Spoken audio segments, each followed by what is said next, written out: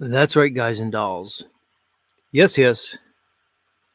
You found your way to Z Show. With me, your host, Z. That's right. Welcome. Gather round. Greetings and salutations. Come one, come all. To the show that never ends. The show that's all about me, really. Sorry. Get your own show. You can have your own show. It's called YouTube. It's got you right in the name. Yeah, you. I'm talking to you. This is mine. Go get yours.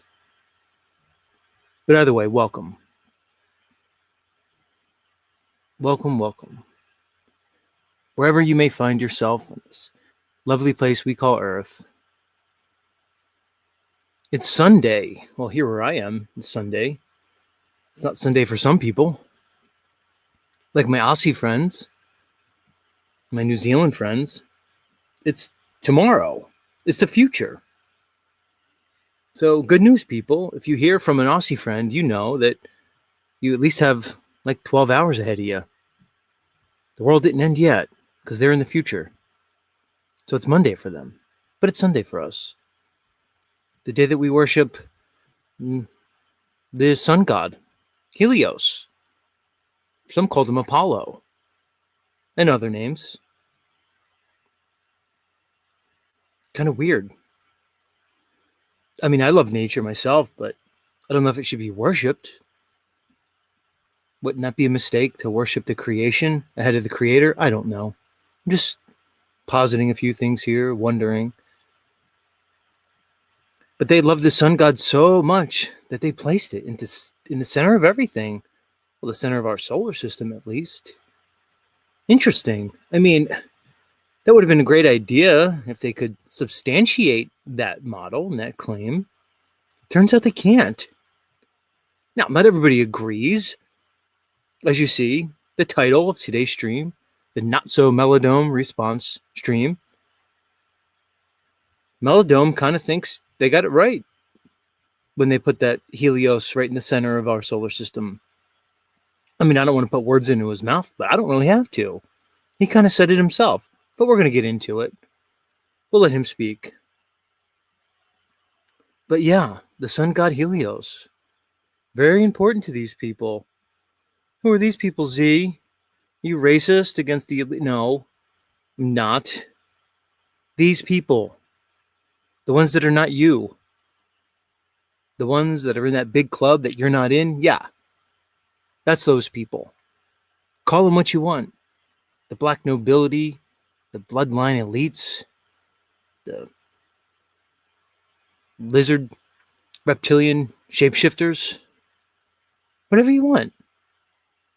Doesn't really matter. It's them, those people.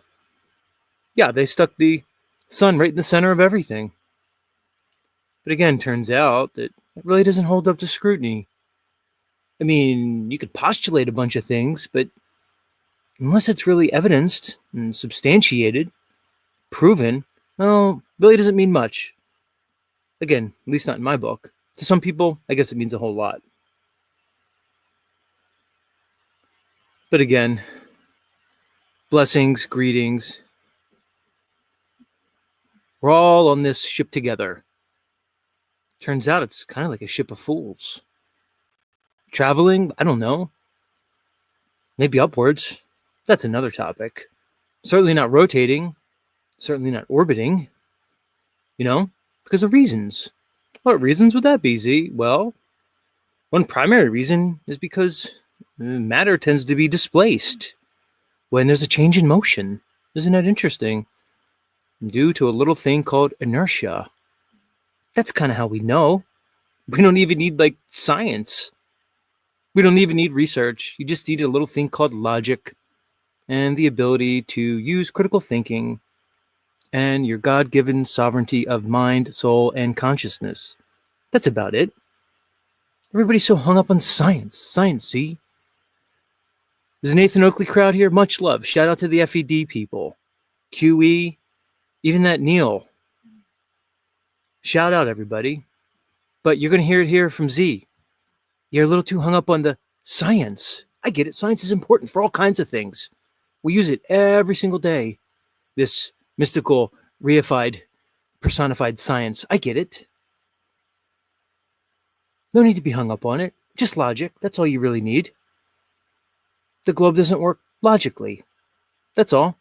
It's not hard. The Nile River can't flow uphill for 2,000 miles. You get it, guys? That's half the Nile River, which means half of it would have to flow uphill against gravity. That's impossible. Get it? Just like the rotating and orbiting stuff that I mentioned a few minutes ago, because of displacement of matter due to inertia, it's impossible. So yeah, Austin, I know you're listening today. Much love, brother. But you're off the reservation. You're out somewhere. I don't know where you are. We're calling you back, Austin. This is your cattle call. Back. Come on, Austin. Come back to sanity. Come back to reason and logic. Come back to reality. Because that globe and a heliocentric model that you're basically positing, presupposing, and postulating, it's impossible, my friend. But again, we'll get into it more. It's fine. My audience knows I'm edging. I edge you. I bring you to the point of satisfaction, to the point of climax, and then I pull back. I know it's frustrating, but in the end, you will thank me. And I will leave you satisfied and typically wanting more. Yeah, that's right.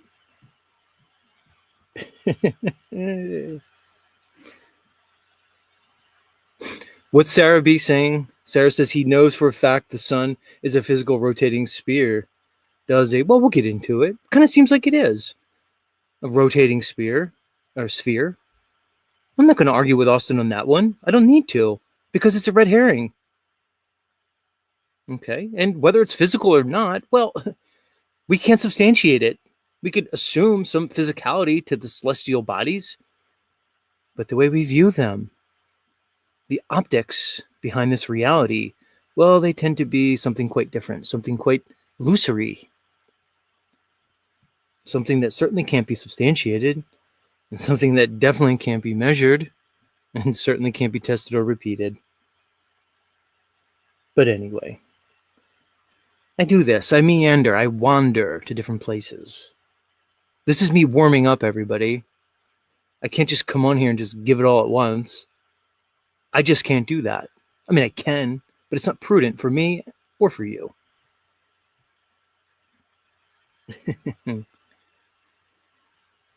I'm flying solo today. Now, I'll have an open panel after my little thing, my presentation on my friend, the Not-So-MellowDome. We'll open the panel up, and anybody can come up and talk to me. And I mean anybody. Well, if you're cordial and respectful and you play by the rules. Which rules, Z? Well, the platform we're on, it kind of has some guidelines. They call them community guidelines. You need to play by those. Again, just part of the whole thing. Don't blame me. But you can come up and talk to me, and that's anybody. Even if you're like, I don't know, completely out of your mind, like certain people in the chat who shall remain nameless at this point. For anybody who missed our last stream, well, it was a banger. And I'd like to say the highlight was the really awesome presentation and response given by Najiked and myself towards one Mr. Jaron Campanella and his Globebusters farewell. But I would be basically disingenuous if I told you that, because the real highlight was pretty much the greatest debate of all time. The great debate happened here between two friends of the show. I consider them friends. One, Brenda, and the other was Rachel. And two lovelier people I have not met. And I thought it was a good debate. They stuck to the topics. It was engaging. It was enlightening. It was so many things. So I would consider that the highlight of last show. And I see Rock E. Shepherd in the chat. No, Rocky, you were not the highlight of last show. I don't think you're the highlight of much, Rocky. I don't know. No offense. You're a big boy. You can take it. So no, Rocky, you weren't the highlight. It was Brenda and Rachel. Two of my faves now. Much love. Much love if you're in the chat. Haven't seen either of you. There's Rachel. Rachel says, hi, Z. Hi back, Rachel. I'll let you guys decide on your own, basically, who may or may not have won that debate. I mean, I have a bit of a bias regarding the topic, so it's probably best I don't lend my opinion. But anyway, much love. Much love, everybody. Somebody says Rachel won. Well, I'll let you say it, Awake Mind. I'll let you give your verdict on the debate. Yeah, Angela Baby Carson's going for Rachel.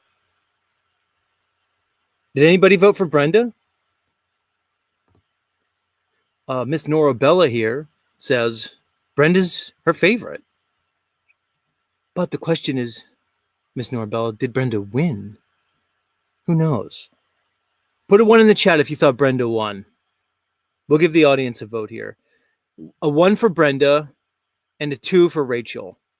I'll give Brenda the advantage here by letting her be number 1. 1 for Brenda, 2 for Rachel. Place your votes. Come on. Don't be afraid. It's not hard. You're all chatting anyway. Hit the little numbers. I'm seeing a bunch of 2s. 2, 2. All 2s. Somebody put in a 3. There's always 1 in the crowd. Always 1. Somebody said I won. Well, maybe Truth Hurts, you're referencing my lovely song as I regaled the audience during the halftime of the debate with my rendition of Rainbow Connection.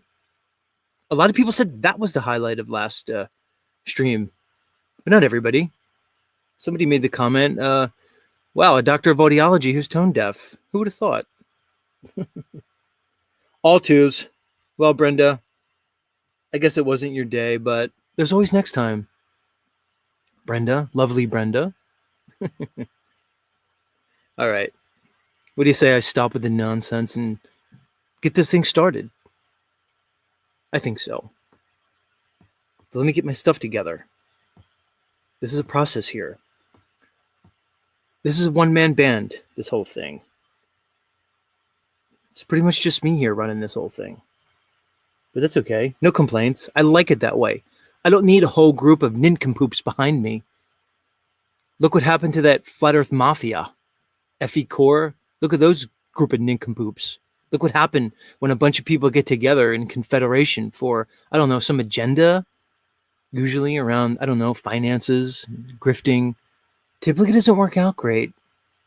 Anyway, I'm digressing. Let's get this thing started. Yes. And for those of you in the chat wondering if I will do any more singing tonight, we'll have to see. You never know. You never know. If the spirit moves me, certainly.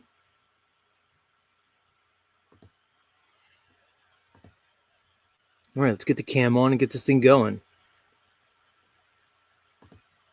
There I am. Greetings, everybody. Looking at you, everybody. Looking at you. I see you now. Official opening right now.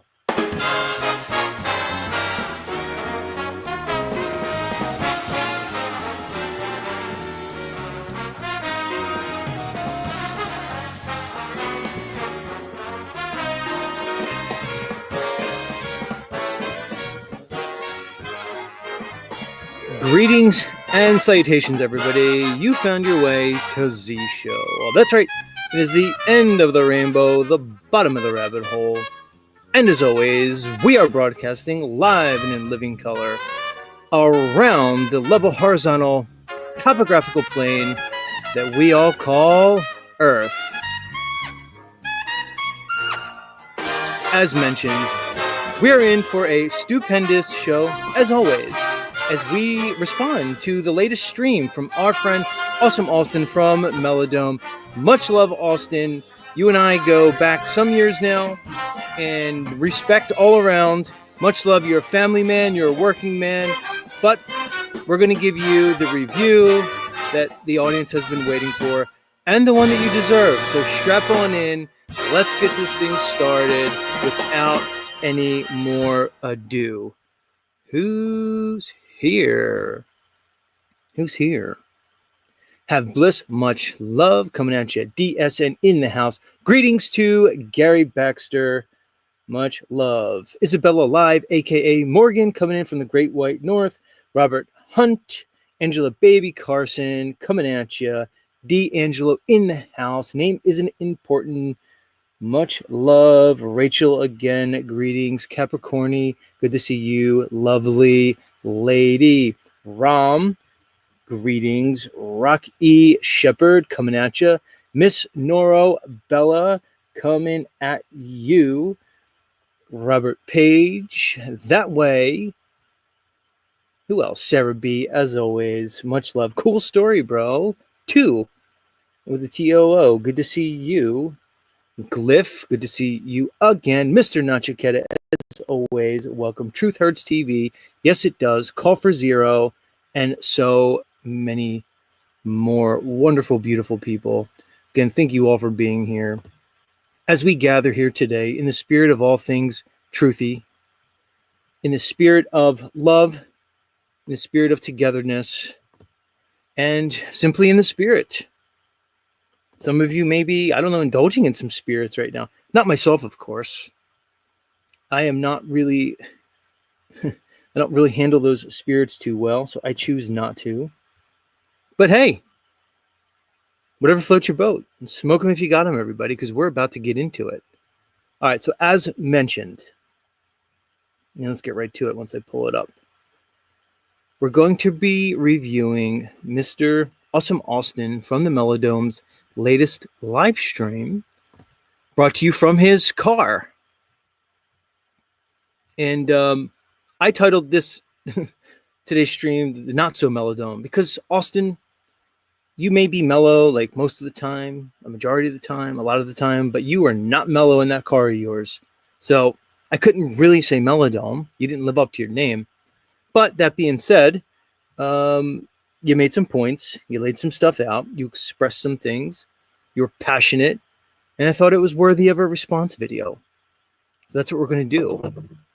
But before I get into your actual video, I want to play about 4 minutes of one of your Sunspot videos, just so I can prep the audience and let them know your points and kind of give them a general idea of where you stand regarding the sun, and even more importantly, regarding your opinion on the cosmology of this world. So why don't we get into that? And thank you everybody for being here as I pull this up. I used to go to a song after my opening, and I no longer do that. We just jump right into it. All right, here it is.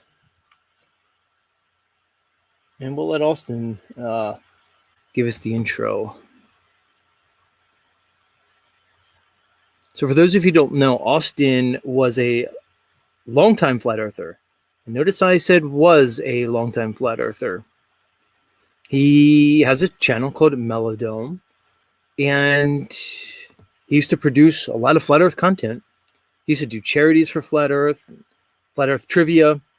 He used to do interviews. And I consider him a prominent member of what I've dubbed the Flat Earth Mafia. Well, as some of you have probably guessed, that is no longer the case. He's no longer a part of the FE Mafia, and he would probably most appropriately be categorized in the current Jaren category, okay? Globe flip, certainly not Flat Earth, actively disavowing it.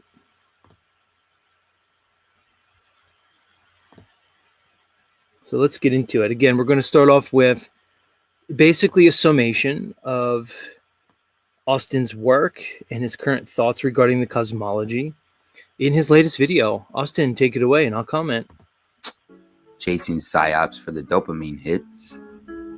I'm on day 234 of sun observations. Documenting the sun daily with my Nikon P1000 and some solar filters. Trying to understand the movement of the sun understand its motions between the solstices and the equinoxes. So the heliocentric globe model claims that the sun is sitting at a 7-degree tilt, while the Earth is sitting at a 23.5-degree tilt, spinning and moving around the sun. I've also realized really quickly by tracking the sunspots, realizing that the sunspots do move across the surface of the sun parallel to the sun's equator. And it is most definitely a 3-dimensional rotating sphere. And my sun observations line up with that. I mean, I would be literally lying to my audience if I told them that my sun observations do not support the heliocentric globe model. I would be lying to my audience if I told them that my sun observations are actually predicted on a flat Earth. Okay, so let's get in there. You'd be lying if you said they don't support a globe model, and you'd be lying if you said the sun observations do support a flat Earth model. Here's the thing. Firstly, you're obviously, Alston, playing into the classic false binary, false dichotomy. You're also basically invoking models.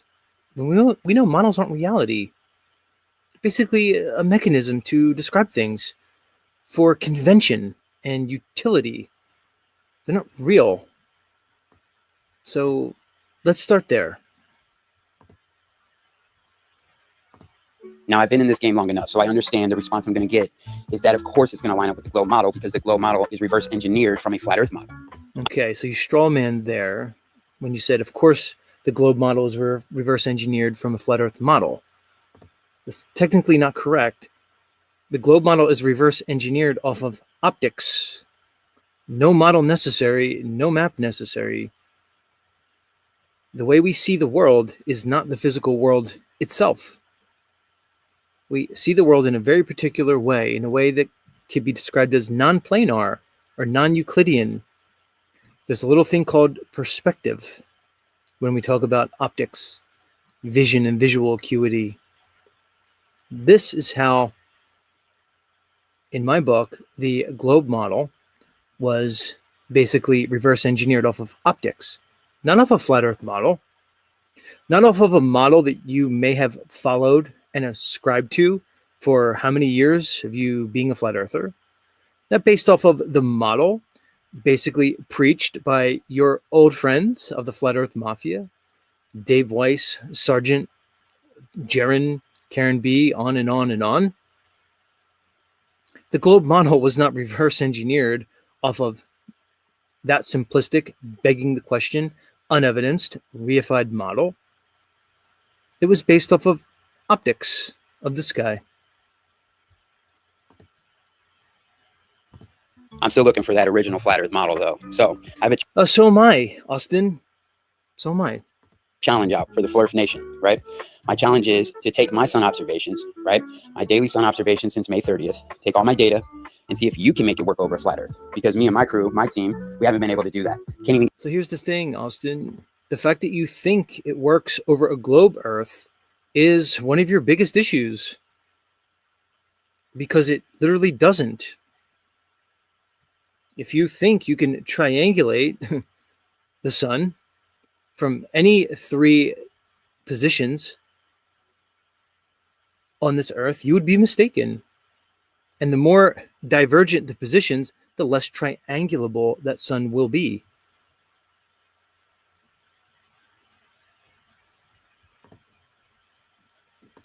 Can't even get the sun to set in Blender.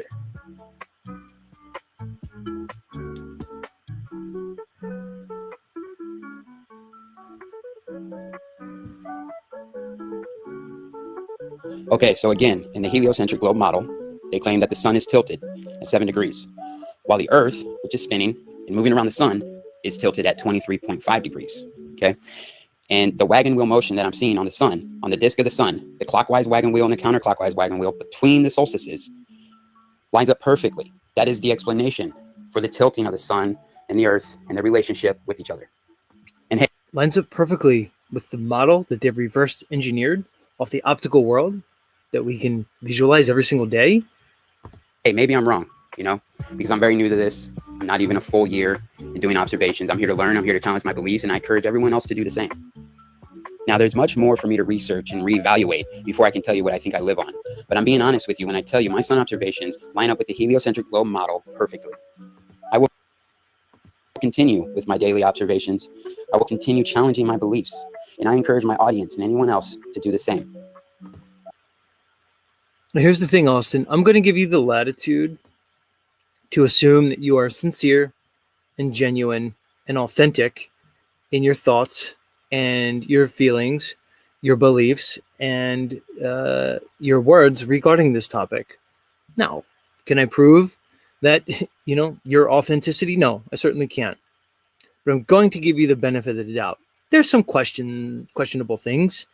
It's kind of questionable that you and Jaren happened to both do your globe flip at exactly the same time. And I know you'll probably tell me, well, now you have this quote unquote mutually exclusive sun observation from Antarctica that basically gives the preponderance of the evidence to the globe. I know you'll claim that, but I still find it quite interesting. I also find it quite interesting that Jaren is starting a new radio show based on, his ideas, his thoughts and belief system. And he's looking for other content creators who are aligned with him. I also find it interesting that over the years, your listener numbers, your viewers have steadily dropped, so to speak. They certainly haven't gone up.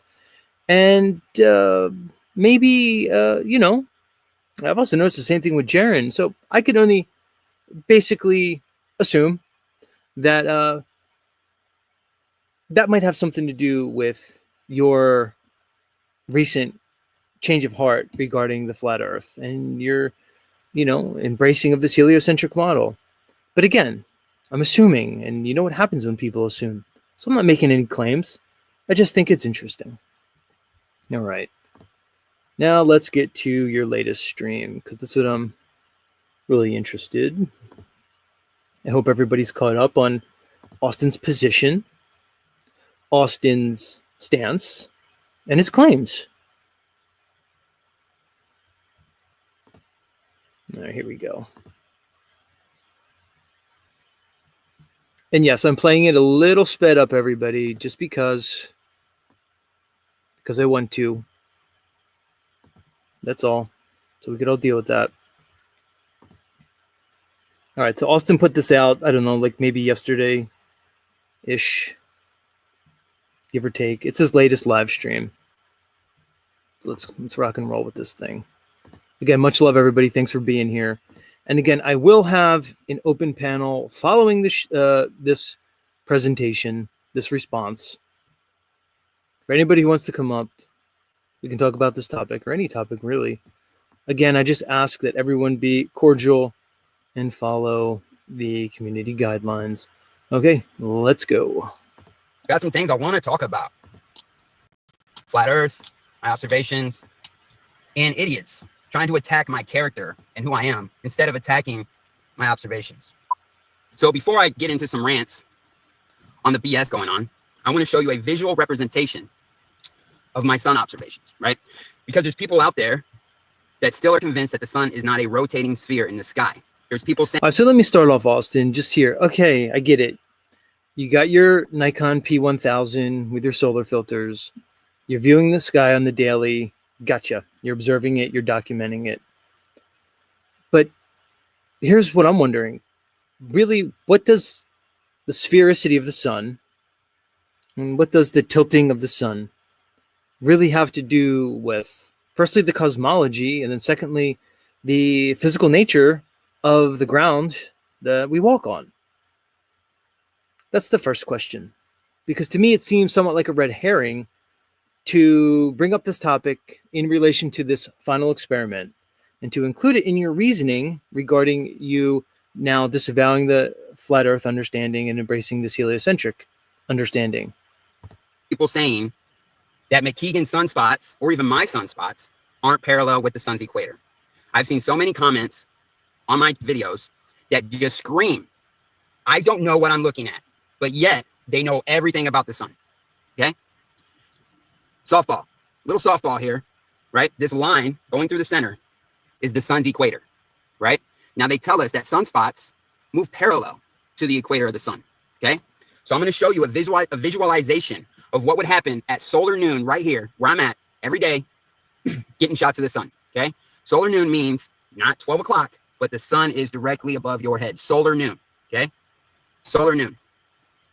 Here's the equator, this line, and then these dots. Technically, it would just be the sun's zenith each day, the zenith angle or the highest angle of elevation. But I don't want to be pedantic. That's really not fair. Represent sunspots, okay? So during June solstice, this is the equator. This is, and then it rotates counterclockwise, right? So the sunspots, in my perspective, are coming from the left side of the sun to the right side of the sun, okay? Because I'm in the northern hemisphere, right? So at June, this is the angle of the sun, right? This is for solar noon, right? Now it's rotating counterclockwise. Now, as we leave June, heading into September, right? The sun is then going to, I gotta do this backwards, so give me a second. So it's going to then go this way, all the way to September. Boom, now it's doing this at September. So it was like this at June. Now it goes like this to September, all right? Now we're going to winter solstice, which is December. Now we're back here. Then it's going to now go this way to March, right? And then it comes back to June like this. So it's doing this. This is what the sun's doing, bro. Okay, and so again, Austin, it begs the question, so what's the point? What's the point? Now, I imagine he's basically refuting claims, attempting to refute claims by many flat earthers that the sun is basically maybe non-physical, or that the sun is some kind of projection or hologram. Okay, so he's attempting to prove the physicality of the sun, I assume, Austin. But again, as I said earlier, even if we have a physical sun, let's say for the sake of argument, we do have a physical sun. Makes sense to me that there's a sun that's physical, produces light, produces heat. I get it. Why should we assume that the way we view that sun is anything but illusory, apparent, or otherwise? Especially when the evidence points to that fact, and that the apparent sun is admitted to by popular science when they use a mean sun to calculate civil time. So this seems to be a red herring, Austin.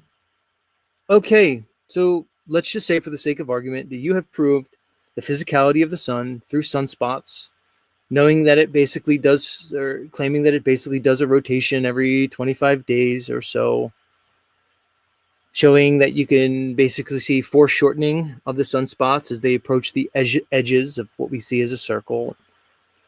I've seen the visual, the images from the hydrogen alpha telescope that certain people have, amongst those Crow 777, and I will readily admit that the sun appears to have sphericity.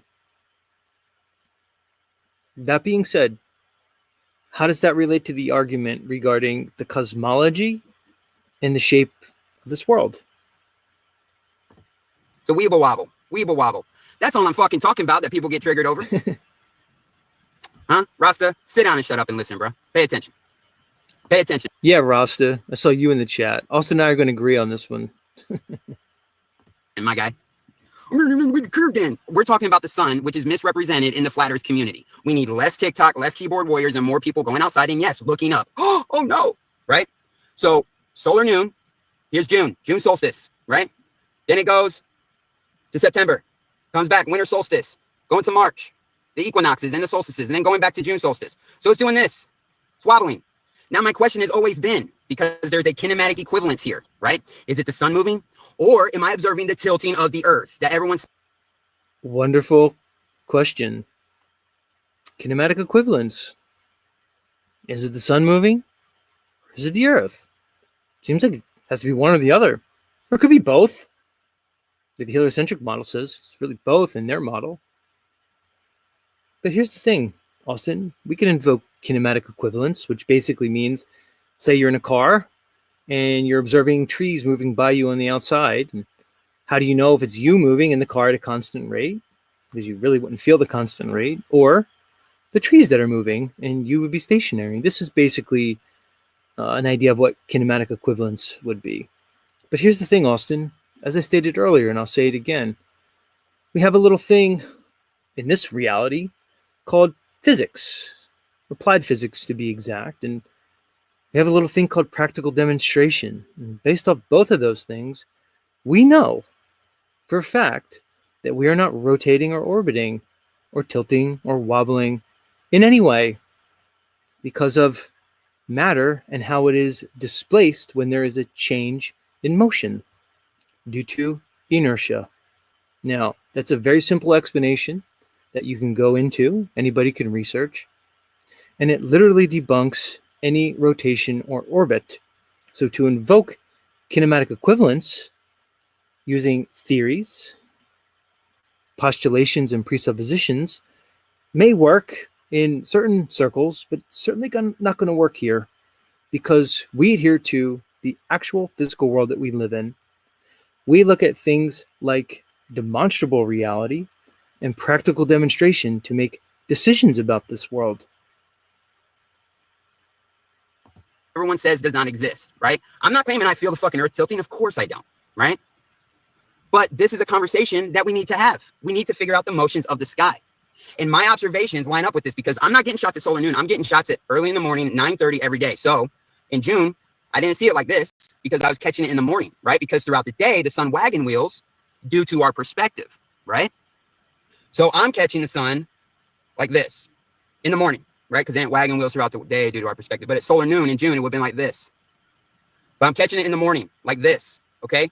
So during June, this was it. And then when it went to September, it did this, right? And then back to winter solstice. And then now it's moving up this way, right? To March, which I predicted it would do during the winter solstice. And that's exactly what's happening, okay?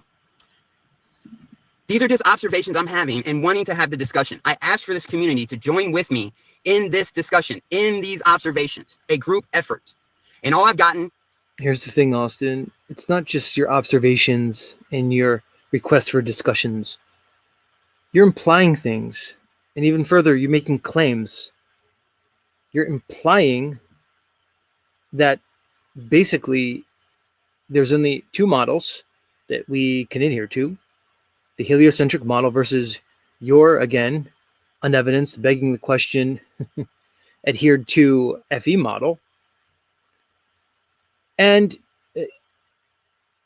basically your adherence to the heliocentric model. You're basically implying that your observations can only work on a globe and can't work on a flat earth. You are making claims. You're using the same tactics that Jaren uses to gaslight the community. You're a flat earth content creator for years who now did a globe flip. You're consistently implying that this world is a globe and that we orbit the sun. But here, as you claim victimhood to all the bullying you're receiving, you're just claiming that you're just asking questions and you're curious. This is not the case. Cotton is vitriol. Vitriol and crap, okay? Now, I've been making some videos. Austin, here's the thing. I know your name's MellowDome, and this is not a MellowDome production. This is whatever the opposite of the MellowDome is. Like I said, it's Not-So-MellowDome. The emotional streams, the rants in the car, kind of amateurish. Kind of below you at this point. So you're obviously feeling a certain way about this, but it is what it is.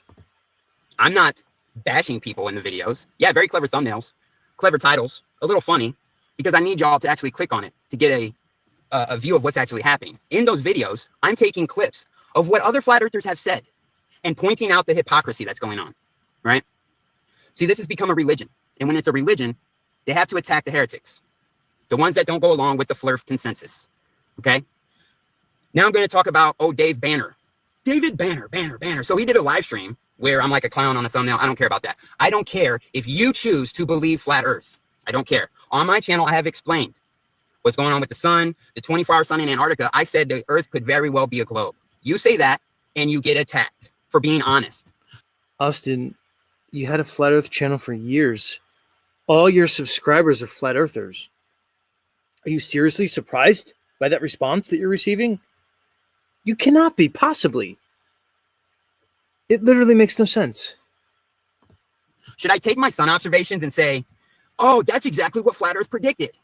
I could have said that. And then, how can flat Earth predict anything? Again, I don't want to be pedantic and semantical, but come on, man. What do you mean flat Earth predicted? You mean your friends, Austin? You mean Dave and Jaron and Karen B? Your friends? Your friends at all those flat Earth, Flattober festivals that you went to? Your friends at all those meetups you held in Florida? Is that the flat Earth that predicted things? Is the Earth literally predicting things? No. It was in your mind that you predicted what the sun may or may not do. You presupposed a natural phenomenon that need no presupposition. They simply exist. Our job is to simply observe them, document. That's it. and then jump on the bandwagon, right? So we got David Banner this morning. I click on it. Bro, he's not even talking about my sun observations. You know what he's doing? He's attacking my character. He's claiming I'm still smoking meth. Let me tell you something, for all you don't know. I used to smoke meth, used to do heroin, pharmaceutical pills, and I have been clean for over 6 years. Past this January 2nd of this new year would be 6 years for me and my wife, right? 2% of people in the world, couples, that get off that stuff and stay off that stuff is 2%. And I will always be that 2%. No one's relapsed over here. He also made another claim that I do this for money. I'm literally about to leave my house to go to my job, right? Where I've worked my way up in the career. I am now a supervisor of 4 different locations, soon to be 5 different locations, right? To the point where my wife can stay home and raise and homeschool our children, right? All right. So what I think Austin is doing here, he's basically massaging his ego at this point. He's under attack for what he feels are simply his beliefs. And this is basically an ego bump. We get it, Austin. You got clean. Blessings to you and your family. You're holding down a job. You're supporting your family. Blessings to you. This is irrelevant, Austin. This is irrelevant to the conversation. We're talking about a very specific claim that you and Jaron are making. You are both claiming that the final experiment observation of the 24-hour astral sun literally debunks a flat Earth and gives the greater evidence to the globe. This is the claim you guys are making. Let's talk about that. A claim that is completely fallacious, a claim that basically has to stand on a false binary that is completely fallacious, a claim that Jaron says is, an observation that Jaron says is mutually exclusive, which it certainly is not. The issue is your interpretation of a celestial observation and how it relates to the cosmology. That's the issue. This is all extraneous. This is red herring. I'm doing that well where my wife can stay home. Okay. So this is not for money. This is a passion for truth, right? This is also driven because I'm homeschooling my children, and my children know both of the models more than your average flirf. Your children know both of which models? Which models? Are we talking about Kate Moss and Chrissy Tarrington or whatever her name is? Cindy Crawford? Those models? Which models are you talking about? You talking about model cars, model ships like I used to build when I was a kid? I know you're not talking about like the 2 models that you're presupposing and that you're basically strawmanning all of us into, the globe versus the Flurf model that you basically presented for years. I hope you're not talking about those models. The fact that you say you're teaching your kids both models is problematic. Why not teach your kids logic, reasoning? Why don't you teach them science? Why don't you teach them about critical thinking? And how about the basics, reading, writing, and arithmetic, like the old days? Why are you teaching them any models whatsoever? That's the question. Guarantee that. My boys understand the motion of the sun, right? They understand the implications of a 24-hour sun in Antarctica, which a lot of flat earthers knew that. Really? Your sons understand the implications of a 24-hour sun? What implication would that be? The implication that you're imposing on it as you presuppose models? It used to be one of our proofs, and one of the only things that us and Globies agreed on. Who's us? Are you still us, Austin? And even when you were us, why are you basically strawmanning all of us into a model? Because we knew a 24-hour sun didn't work, right? But he doesn't work where?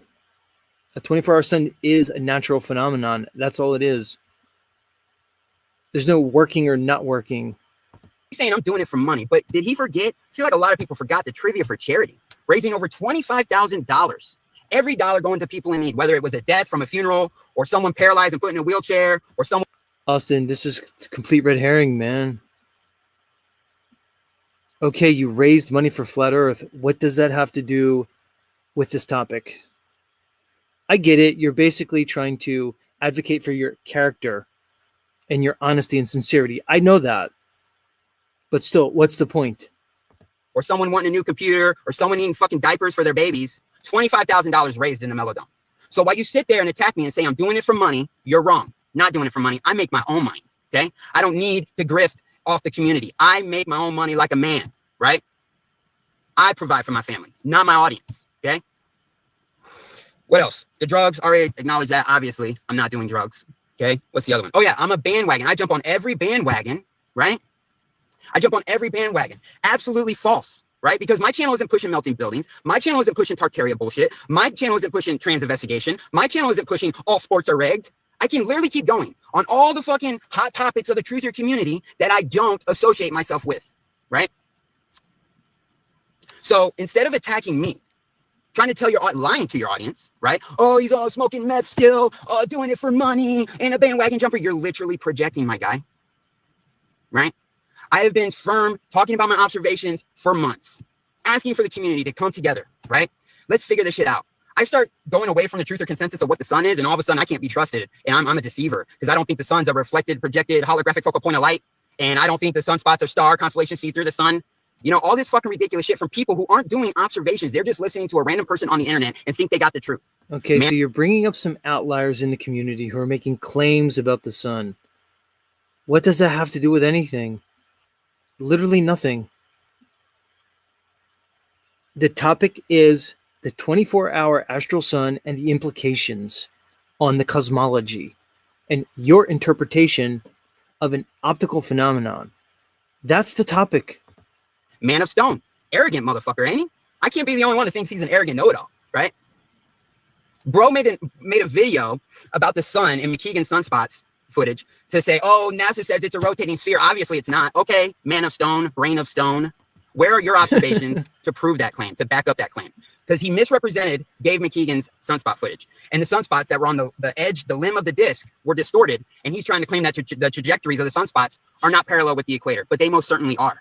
If anyone would pay attention to my observations, you could see that when I zoomed in on sunspots, as they're going across the surface, the face, to the edge of the limb, you can see distortion. Why? That's called foreshortening. That's what happens when you're looking at a sphere from a certain angle. The things on the side of that sphere will become squished, distorted, warped, right? That's what's happening. But when you already have a preconceived notion that it's not a rotating sphere, it's pure ignorance. But man, it's down the ether bros. They're so smart. Ether. What's ether? For flat Earth, it's ether. For the globe model, it's dark energy. What's the difference? All right, so that's a false equivalency there. I'll spare the audience with a whole diatribe on ether versus dark energy, but that's a false equivalency to say they're basically the same thing.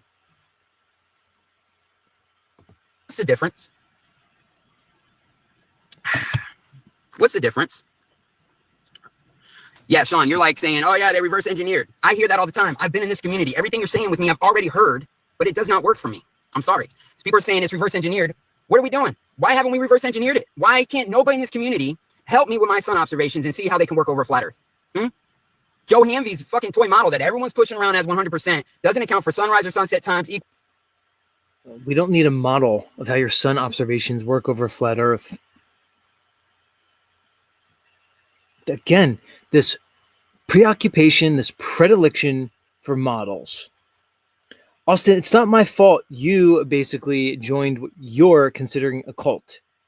It's not my fault that you basically made friends with all these people who obviously had an interest in advocating for and promoting a model as they branded flat Earth, okay? as they promoted it for their own gain. That's not my fault that you did that. You want to talk about projection? This entire rant is pure projection, Austin. Equinox, solstices. Like, come on. I call that out and he wants to say I'm not an expert. So should I trust the experts? Where did that get us 4 years ago? Trusting the experts? Joe Hamby's so worried about playing with his fucking salad bowl that he forgot he can go outside and document this shit. And if I was building a fucking model and I knew somebody in this extended movement, whatever you want to call it, if I knew somebody that had continuous sunshots daily for 7 months, you would think I would want to go look at that data and see how I can make it work in my model. Like, how long have all of you been flat earthers? You're on the flat earth hamster wheel, running. Oh, so much progress, so much progress. Then when you stop and you hop off, you're in the same spot you were when you jumped on. So here's the thing, Austin. This very likely is a complete emotional response to your situation with the flat earth. You're projecting all over the place, very likely. You're obviously in some way disgruntled with your old friends. You're obviously disgruntled with the so-called community, and you seem to be lashing out. I'm wondering if your emotions are not governing and overruling your logic at this point, because you seem to be using some kind of self-justifying logic or reasoning, where you have some predetermined conclusion based off your feelers, and you're using every logical fallacy in order to make your way to that conclusion. Bruh, what's going on? Yeah, have I seen Tomb of Illumination? Yeah, he's all over the place. He don't even understand what he's talking about, dude. Like, how can you watch that guy and retain anything and think you're getting like knowledge of the cosmos or something?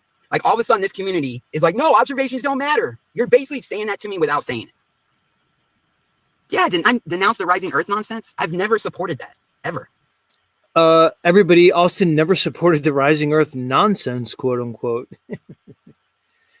Austin, did you ever look into it? Well, you think you live on a basically spinning, undulating globe orbiting a fusion gas giant, which is 93 million miles away. You think that. So I'm pretty sure you probably wouldn't be able to handle the logic that it takes to understand the upward vector. I'm just saying. Dr. Bass Ackworth, shape of the earth is God's business. Very well could be. Very well could be. The Alfonso dude is lying to you guys. Okay? He's lying to you. To say that that's what Flat Earth predicted is a lie. That's a lie. Again, what is this flat earth and what is it predicting? Why are we personifying an idea? Flat earth doesn't predict things. We predict things based on celestial data. Things that repeat in the sky. There seems to be a degree of frequency with the sky. Cycles within cycles, wheels within wheels. Ad infinitum, seemingly. What is flat earth predicting? This is nonsense. We live on Earth, and we observe the world around us. Based off patterns, we make predictions. That's it. An expert is someone with over 1,000 hours of watching the sky, in my opinion. I don't know how many hours I got, but I'm outside every morning before we do class with the boys. Every morning, some nights I'm out at night, tracking the night sky, the moon, the stars. There was a Mars occultation this past Monday at 9:15 p.m. So that's an appeal to your authority because of your experience with the sky. Austin, none of this matters. I get it. You're emotional, so you're illogical. But the litany of logical fallacies that you're employing to make your point are, at this point, outstanding and stupendous. Moon, the lunar moon, occulting Mars. I thought the moon was translucent. Oh, only sometimes, Austin.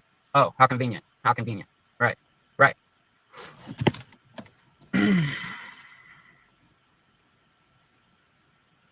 I think it's kind of foolish for us to think we can understand everything happening in the sky. I think Effed Up World, great job documenting that occultation of Mars. Amazing shot. Freaking amazing. I had cloud cover over here. I couldn't get it.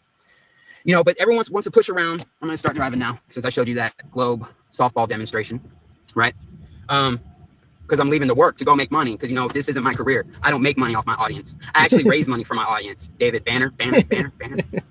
So people want to attack my character, attack who I am, and forget everything I've done for this community because I don't believe what they believe. I don't care if David Banner put me on his thumbnail as a clown. I don't care. I'm putting certain people on my... Austin, I want to say you're better than this, but I don't really know. You should be better than this, maybe. I would hope you're better than this. my thumbnails. I don't care about that. It's when I clicked on that and I heard him telling his audience that I am still smoking meth. You liar. You deceiver. Right? But no, I'm the liar. I'm the deceiver because I'm being honest with my audience. And I don't lie and say, actually, it's all predicted. Like Joe Hanvey. Joe Hanvey was saying there was no 24-hour sun. He's on record saying that to a congregation. Will Duffy comes around. Now, all of a sudden, he has a working... Which is interesting. I forgot it was Joe Hanvey that Duffy had on camera regarding the comment about the 24-hour sun. I forgot it was Hanvey.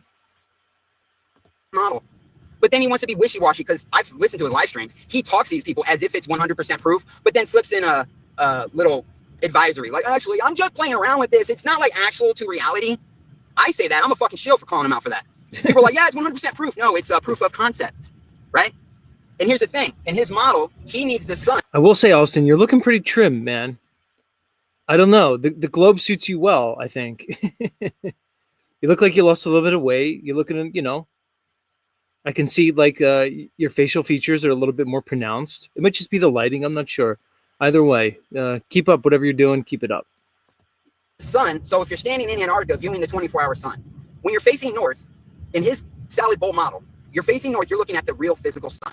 But as it's coming around and you start turning around to face south, that's when all of a sudden the sun becomes a reflected mirror, right? Now it's the sun reflecting off this firmament, right? If that's the case, we would see the sunspots mirroring, but they don't. That's called a hasty generalization, Austin. You're leading yourself to a conclusion based off insufficient amounts of data and evidence. Right? And that makes sense. If you're saying it's reflecting, then there has to be some mirroring attributes put to this. And it didn't mirror. It didn't flip. Really? Okay? You sure about that? Right? That's why people need to say this is all fake, because the implications are damning. Not to mention that when they were in Punta Arenas, the sun was setting southwest, rising southeast, setting southwest. How? I think I heard Saab say if that happens, it could be a globe. Well, that happened. Again. Yes, it did. And I also saw Sav Dave say the same thing. It was quite perplexing, Austin, to hear Sav Dave say that. And yes, Jaron and Whitsitt and Lisbeth, when they were in Punta Arenas, South America, in the very tip, very southern part of South America, they took sun observations and confirmed what Nachiketa had been telling you guys for months now. That the solar data from the south contraindicates the simplistic, begging the question, reified model promoted by you and your friends, Austin.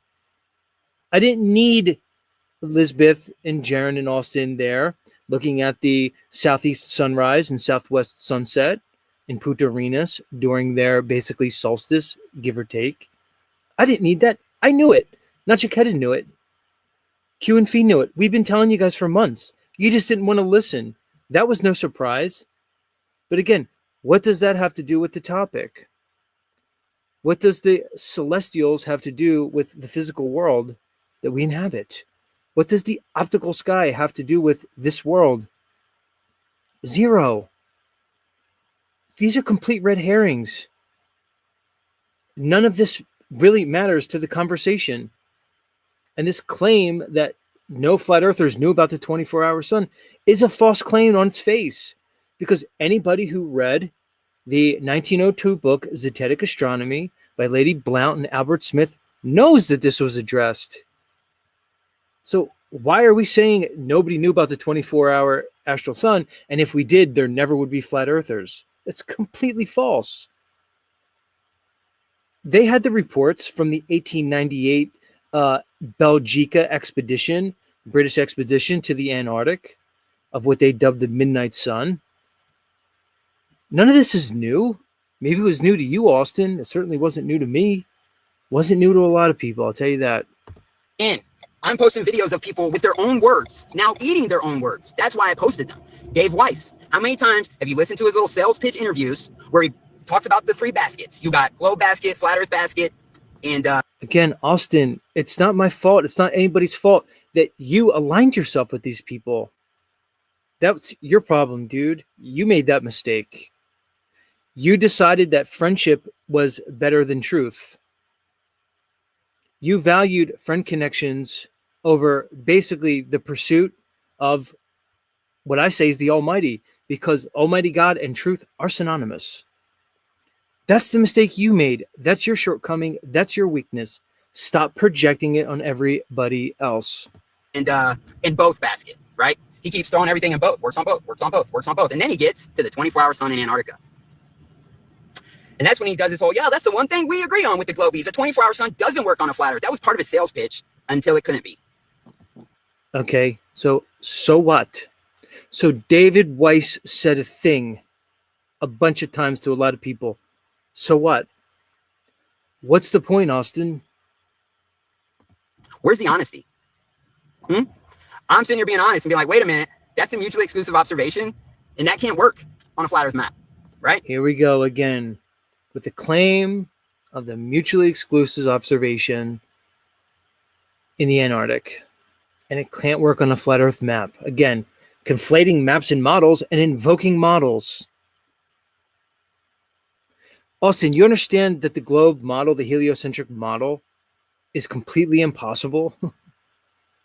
As I basically laid out earlier, due to applied physics and practical demonstration, reality. The only thing supporting the heliocentric model is consensus, appeal to authority, appeal to emotion, and any other logical fallacy that you want to attach to it. It's completely unsubstantiated and totally impossible. The fact that you're appealing to it is completely blowing my mind. Right? Because that's what we all were saying for years. That's how many of us got here. Okay. Who's we? Austin, again, the emotion. I hope you watch this, Austin. I know you will. Your emotion is completely clouding your argument. Maybe it's all you have. But this isn't doing you any favors, man. And I'm not saying I've never been emotional on camera. That's not my point. But this isn't helping your argument at all. Probably because you really don't have an argument. Maybe you'll see it after this. I don't know. Okay. Right? Who's lying? Who's being deceived here? Who's being the deceiver? Huh? And it's very obvious to me. I'm still waiting for a flat earther to come work with me on sun observations or challenge my sun observations. Don't sit there and try to attack my character or who I am or what I'm about. You can attack my sun observations because I got plenty of them on my channel. There's nothing wrong with your sun observations. It's your conclusion based on the observation. That's what people are challenging, Austin. Very well descriptive. And I just showed you a visual representation of what the sun is doing. Literally wobbling effects. And you could say with the kinematic equivalence, I could argue, a legitimate argument, I could argue that I'm observing the 23.5 degree tilt of the Earth. You could argue it, but it'd be a very poor argument because it's unevidenced and unsubstantiated. Again, because applied physics and practical demonstration. If we were rotating and orbiting, you would have displacement of multiple states of matter that could be measured, that could be observed, because there's a little thing in physics called inertia. It's a very simple concept. It literally debunks the heliocentric model on its face.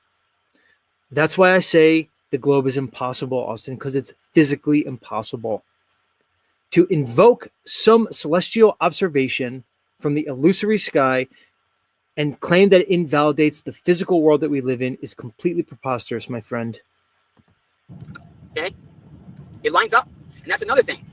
Every one of my observations, I'm like 260 something sunshots over 7 months since May 30th. Every single one, every single day lines up with satellite data. I have Helio Viewer downloaded on my computer. I can pull data from all those satellites, space-based and ground-based, right? Telescopes, satellites, all that stuff. And it lines up to my observations every single time. Not only that, but my sun observations also line up with the globe model, right? To a point where I heard flat earthers saying that they were documenting the sky, but then they found out it lines up with the globe model, so they stopped doing it. That's very telling to me.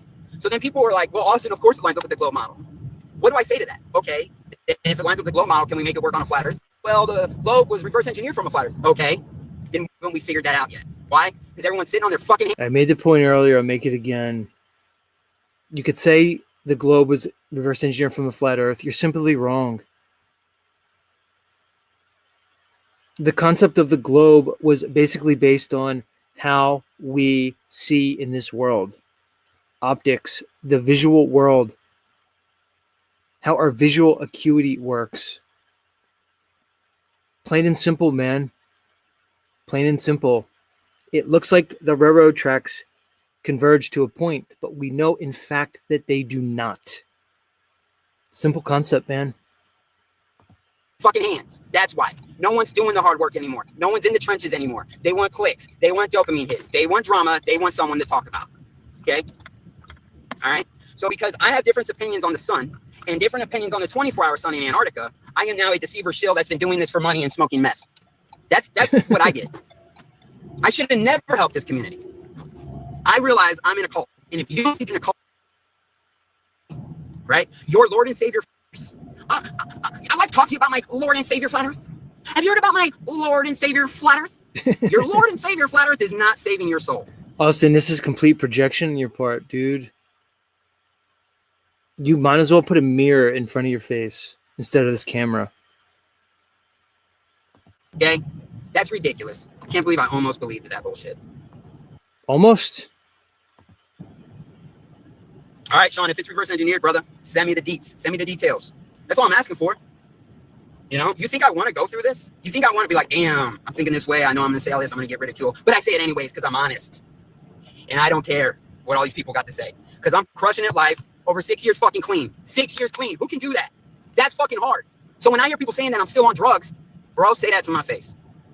Say that to my face. I've busted my ass to get out them trenches. Worked hard as fuck. Moved up in this company that I worked for. I was at the very lowest position. I am now one of the supervisors, right?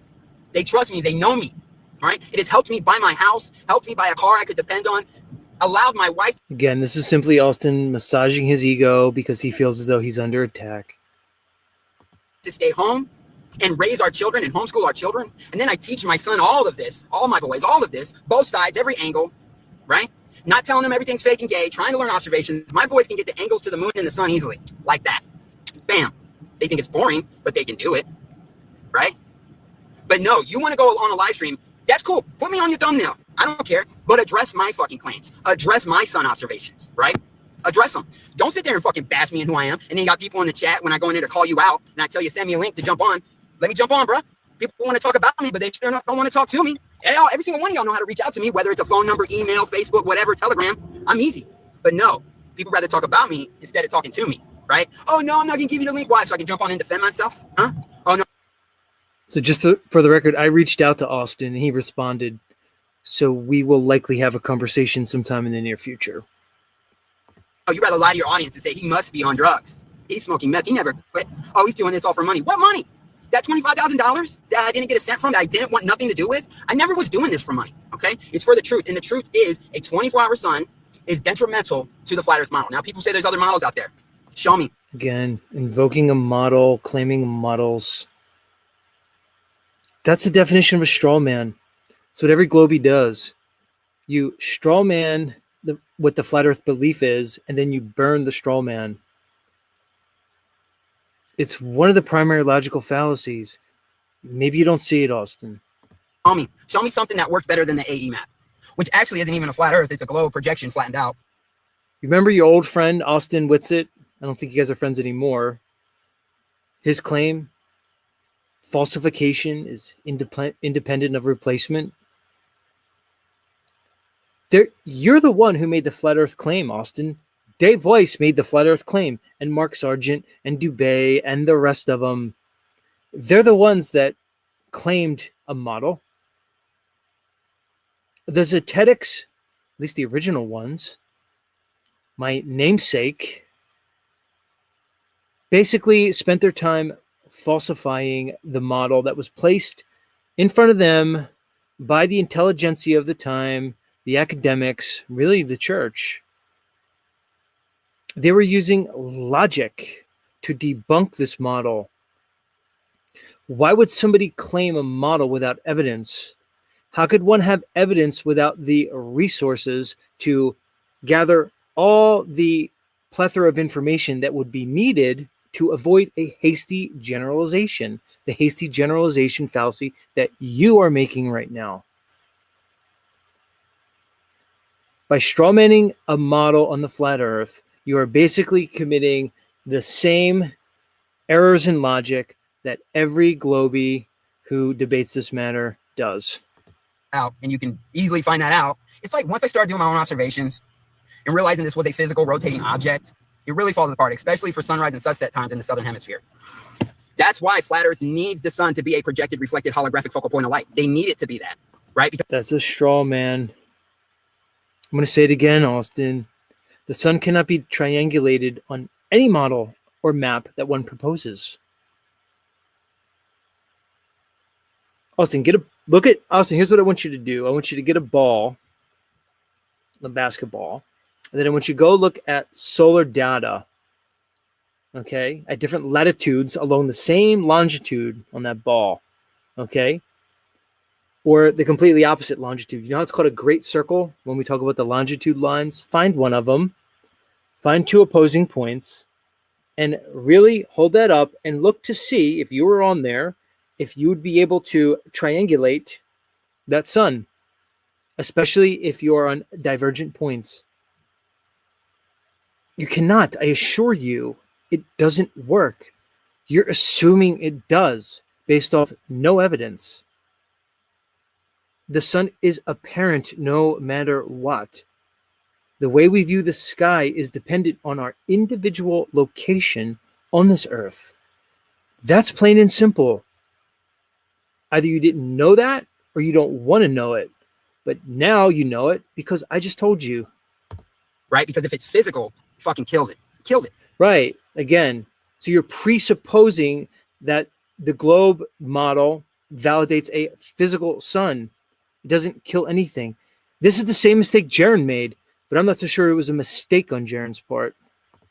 You know, and I understand I'm talking to people that don't really understand because they're not really doing the work. They're just listening. No, Austin, you don't understand. You simply bought a P1000 and took a picture of the sky each day. To conflate that with some degree of understanding is simply wrong. The content creators and think they know everything from their YouTube screens, right? But I'm doing it to the best of my ability. I'm showing you my sun observations. I've been asking how we could get this to work, right? Right? Yeah, Carrie, I voted. So what, bruh? So what? Why don't you write me and tell me how you feel about me instead of pussyfooting around and talking to me or talking about me in other chats like a female, like a gossip girl in high school, Carrie? Why don't you man up, bruh?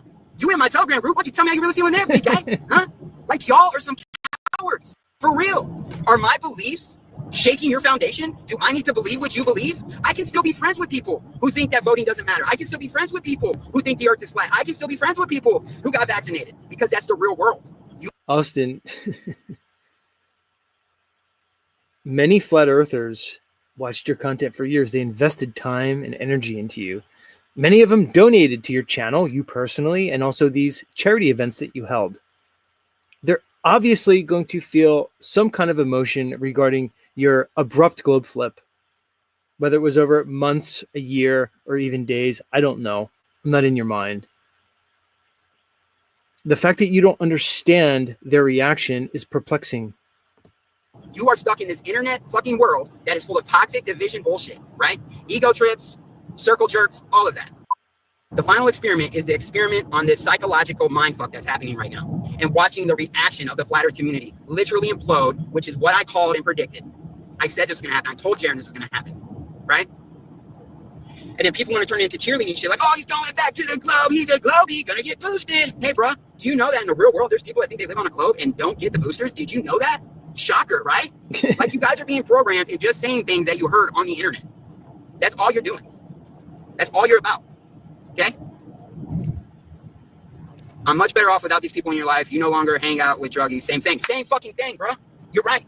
I've been at rock bottom before and I'm witnessing flat earth hitting rock bottom. 24-hour sun fucked them up, right?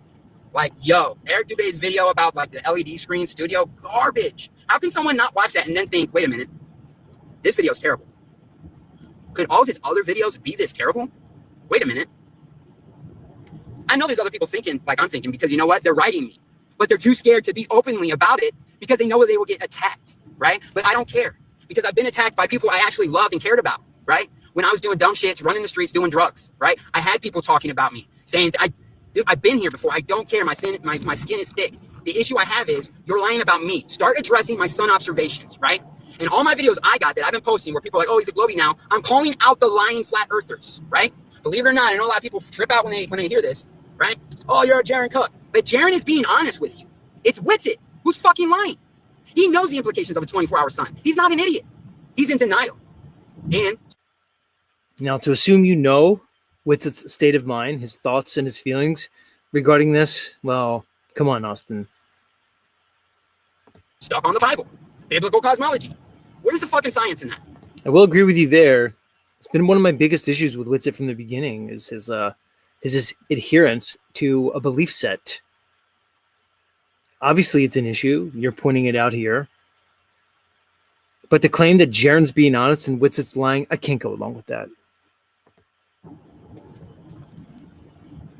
I'm going to keep ranting until I get there so I can read the chats. But this is where I'm at, bro. This is where I'm at. You know, I showed you a visual representation of what's happening with the sun that literally lines up with my sun observations, right? And the sun takes about a month for one rotation, one revolution, one turn of the sun. It's about a month at the sun's equator, right? And when I'm outside every day continuously, it starts to show a pattern that the sun is a rotating sphere, right? And I know other people have tracked the sun for a year. I get it. Okay, make that point, Austin. Argue that point. Argue for the sphericity of the sun. But again, you're conflating that information as you argue for the sphericity of this earth. It literally makes no sense, dude. I get it, the analemma, but they didn't zoom in on the sun and track sunspots. No one's done that in this community. I'm trying to do that, right? So I'm basically tracking an analemma, but I'm zoomed in up on the sunspots because we're in solar max. So there's a lot of features on the surface that I can actually see where's the North Pole, where's the South Pole, where's the equator. It's way better visual. So you're seeing the actual movements, okay? And I've realized quickly this analemma, like think about this, guys. How can we get a figure eight analemma with just one moving object above our heads? How? Like logically, there would have to be another motion to create that figure eight look, you know? But I'm no expert. I'm no expert. Ah. Yeah, you relapse too, bro. Y'all can be triggered. Let's talk about the analemma. He basically claims you can only get the figure eight with two motions. Based on what? Mellow-Dome? You're observing basically a two-dimensional figure eight in the optical sky. Why would you presuppose two motions? There's nothing to base that off of. Again, except your presupposition. It's in your mind. Yeah, he seems more genuine. Bro, you tripping? Rasta, how long have you been in this community, my guy? Would you forget about the implications of a 24-hour sun? Or did you need people like Joe and Witted and Alonzo to say, actually, it works. It works on a flat earth. No, it doesn't. You know, Witted wanted to sit there and dog the shit out of the globe model because the sunrise times were off by like 5 degrees or 5 minutes. You know what I mean? That's explained because of the analemma. But he's saying that the globe model is debunked. Really? That's explained because of the analemma? The 5 degrees? You're basically admitting that it's apparent? You just admitted that the sun is apparent. You realize that, right? Can you see this, Austin? So now you want to basically argue a quantitative point? That, well, on our model, the globe model, it's less apparent than your model. So we win based off the preponderance of apparentness, apparently. Try to say that like 5 times. Okay, so your model's less apparent than the presupposed, begging the question, unevidenced FE model that you're straw manning everybody into? That's your argument? Because the sunrise sunset time is off by 5 minutes. But then you want to promote Joe's model where you literally have to turn around 180 degrees to see the sun, right? Yet sunspots prove it's not a reflection, okay? And the fact is, it lines up with the globe model. Let's come together instead of saying, Austin's on drugs, Austin's doing it for money, oh, Austin's a deceiver. Why don't we come together? We don't need to fucking think alike, dude. That's not what I'm saying. But come together and try and figure it out. Nah, let's not do that. Figure what out, Austin? Figure out the optics of the sky? The optics of which have eluded the cognition of mankind for all recorded history? What arrogance one must have to think we can, quote unquote, figure it out.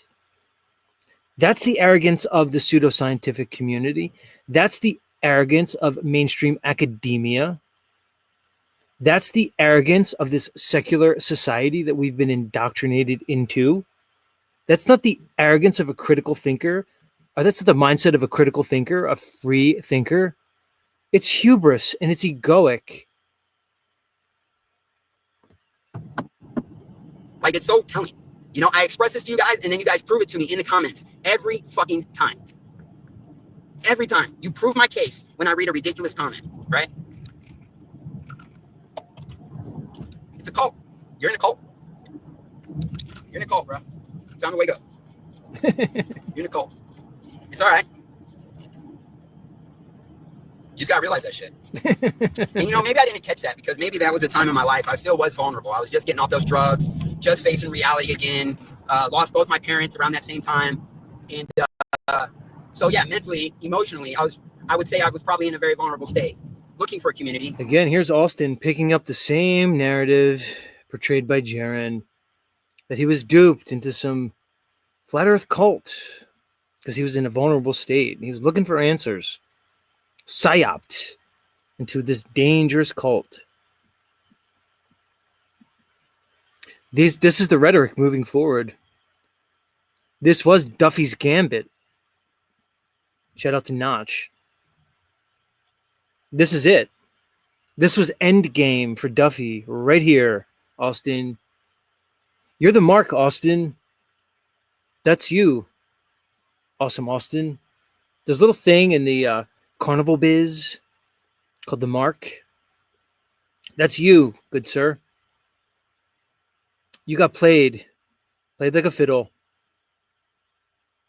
It's right here. You and your boy Jaron. Looking for a group of people, right? Since I've ostracized myself from my family and loved ones because of drugs, and then some of them died, so I can never reconnect with that ever again, right? So I had family members die with the relationship broken, okay? So I was broken. I was trying to heal myself. And yes, Flat Earth saved me with that. There's a lot of people in this community I have great relationships with, right? There's great people in this community. Again, Austin, you were about relationships over facts. You were about, I don't know, some weird countercultural group over objective reality. You got duped. And now you're portraying us all under the same banner that you fit in. Community, don't get me wrong, right? But I might have been deceived. I think I was bullshitted. I am convinced Flat Earth is a fucking psyop. Okay? I'll just pause it and let that sink in for everybody. I'll let that resonate and ring through your minds. How many of you donated to Austin? Austin, you going to give the money back? I don't mean the charity money. You going to give Andrew B all his money back? Andrew B, are you listening? Put in the one in the chat again if you know who Andrew B is. Yeah, one in the chat if you know Andrew B. That one came in pretty quick.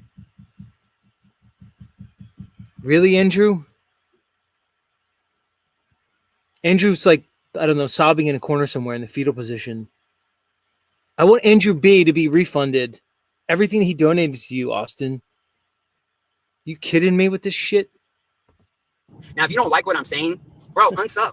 I don't care. People are like, oh, Austin, the people have spoken with your numbers. It's me who has spoken, right? Because whoever commented that is like completely irrelevant. I don't even know who you are. You got any content? You got any sun observations? No. You just got your favorite content creator that's hating on me. So then you want to come over to my channel and hate on me with them, right? Little circle jerks, okay? It's embarrassing. You guys are embarrassing. But you got the truth. How many of you got your own lives together, huh? How many of you got your shit together? It took me years to get my shit together, right? Right? How many people's lives are not where they want it to be? And Austin, you can make your point without dunking on people. Again, logical fallacy. This is an ad hom. So basically, you're attacking the character of flat earthers to try to make your point. And so there is no point being made here. Classic ad hom. And they're having a hard time of getting it where they want it to be. It's also poisoning the well. Yet they want to tell the world that they know what reality is. How is anyone who doesn't have their own fucking shit together tell you what's going on in the real world? Huh? That's why I never came to you like, I'm the arbiter of truth. I have the truth. I don't know what the fuck I'm living on, but I'm being honest by saying my sun observations line up with the glow model. A 24-hour sun in Antarctica supports a glow model.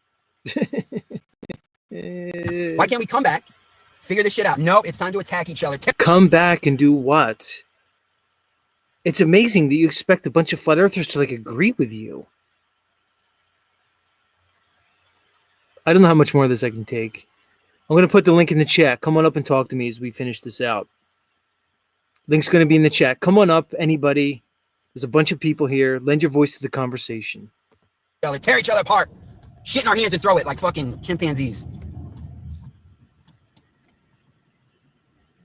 It's just proving y'all got nothing. Y'all got nothing on my sun observations. You know, people are like, oh, you act like you're the first one to look at the sunspots. It feels like it.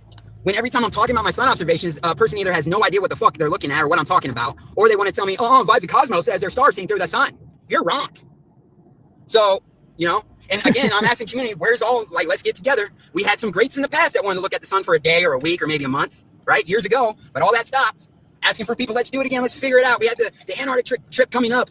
You know, let's get some observations out there. If we want to be considered legit, we need a working model. We need to incorporate the sky somehow, right? Nah, no, we don't. What the fuck? Oh, I don't actually subscribe to a model or a map.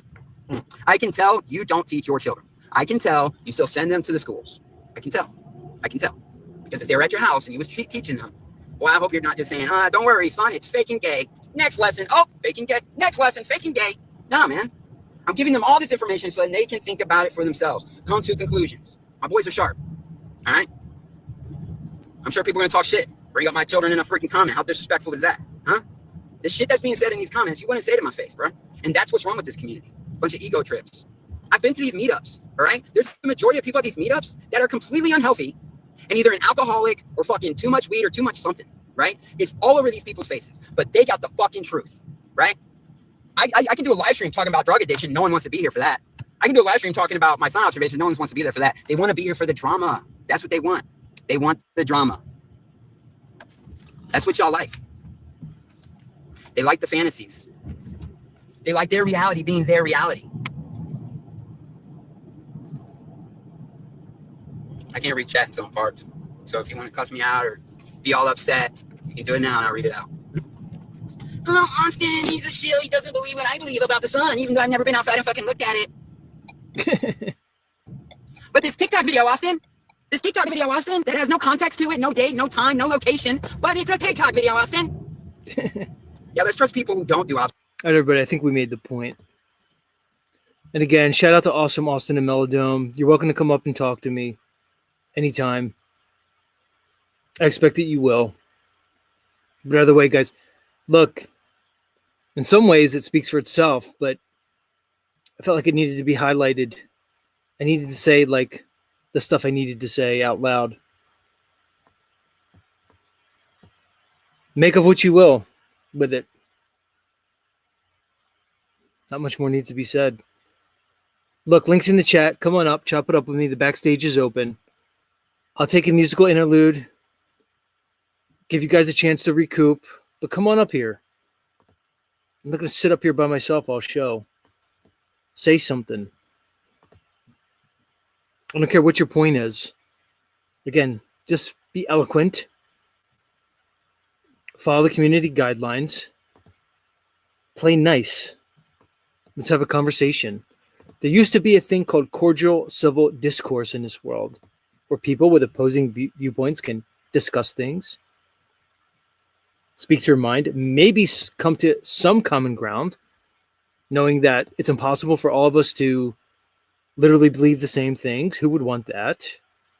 That'd be insane. But we need some kind of common ground. We need something.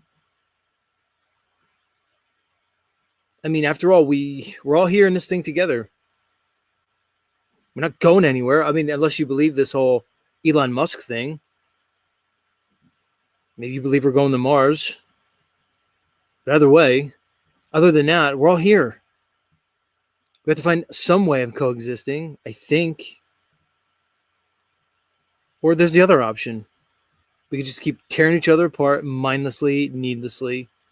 We can just keep playing into the basically divide and conquer tactics that are being employed on us by the powers that shouldn't be. We could do that too. It's an option. You have a choice. I think you have a choice. You know, free will, that type of thing. But again, what do I know? All right, like I said, we're going to take a brief musical interlude. Get on up here. I'm going to regroup. That was a lot. Where's my song? I have a specific song I want to play. I'm inspired to play a certain song. It's not here. Darn it. All right, I'll play this one. This one will work. All right, I'll be back soon. Don't go anywhere. Much love, everybody.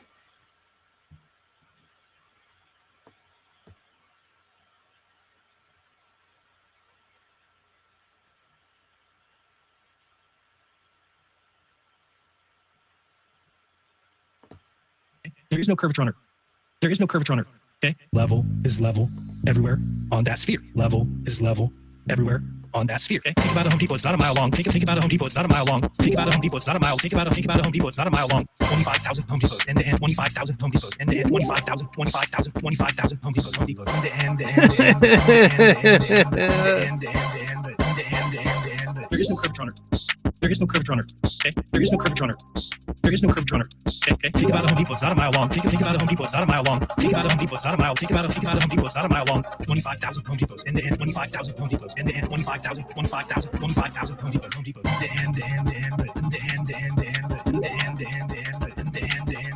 Level is level everywhere on that sphere. Level is level everywhere on that sphere. Level is level is level is level level is level everywhere on that sphere. There is no curvature on Earth. There is no curvature on Earth. Okay? There is no curvature on Earth. There is no curvature on Earth. Okay? There is no curvature on Earth. There is no curvature on Earth. Okay? There is no curvature on Earth. There is no curvature on Earth. Okay? Think about a Home Depot, it's not a mile long. Think about a Home Depot, it's not a mile long. Think about a Home Depot, it's not a mile. Think about a Home Depot, it's not a mile long. 25,000 Home Depots, end to end. 25,000 Home Depots, end to end. 25,000 Home Depots, end to end. Level is level everywhere on that sphere. Level is level everywhere on that sphere. Level is level is level is level level is level everywhere on that sphere. There is no curvature on Earth. There is no curvature on Earth. Okay? There is no curvature on Earth. There is no curvature on Earth. Okay? Think about a Home Depot, it's not a mile long. Think about a Home Depot, it's not a mile long. Think about a Home Depot, it's not a mile. Think about a Home Depot, it's not a mile long. 25,000 Home Depots, end to end. 25,000 Home Depots, end to end. 25,000 Home Depots, end to end. Level is level everywhere on that sphere. Level is level everywhere on that sphere.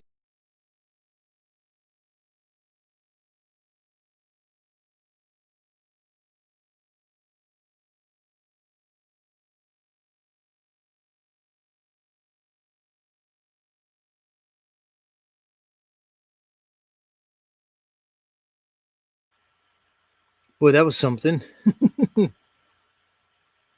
I don't know what that was. That was crazy. But it was Jaren, so what else can we expect? The Home Depot Earth. That phrase will live in infamy from now until time immemorial. The Home Depot Earth. It's classic. Only Jaren can come up with something so wonderful. Yeah, DS says Z. What was that? I don't know. I don't know what that was. It was insane. How's that? Anyway, much love. Much love on that one. I have some people in the back. Much love. There's still more room in the back, so feel free to get up here. I'm going to drop the link again. People keep telling me I need to pin the link. You know, maybe I will pin it. Maybe I'll pin it. Maybe I'll do that in a second. Will by Saturn says it was fantastic. That's what it was. All right, I'm going to bring you guys up. Please hold if you're in the back. Just be patient, and I'll do my best to get to you. I'm sure I will. I'll try to go in order as much as possible. And again, much love to Awesome Austin of the MellowDome. And again, I do expect that we will be having a one-on-one conversation in the very near future. So that'll be great. I look forward to it, Austin. It's been a while. Hey, guys, longtime listeners, do you remember when Awesome Austin used to come on my channel? And he was like a frequent contributor to Z Show? I remember. I used to go on his channel too. And it was a whole thing. And then there was like a thing that happened. We don't need to get into the nitty-gritty details. It's fine. It's all in the past. It's water under the bridge, so to speak. It's been years. No, Miss Perspective, not Austin Whitsitt. Awesome Austin. The other Austin. You know, like it's like the 0-calorie Austin, diet Austin, knockoff Austin, awesome Austin, who's now a Glober. Interestingly enough, I don't know. Maybe you weren't paying attention this whole time.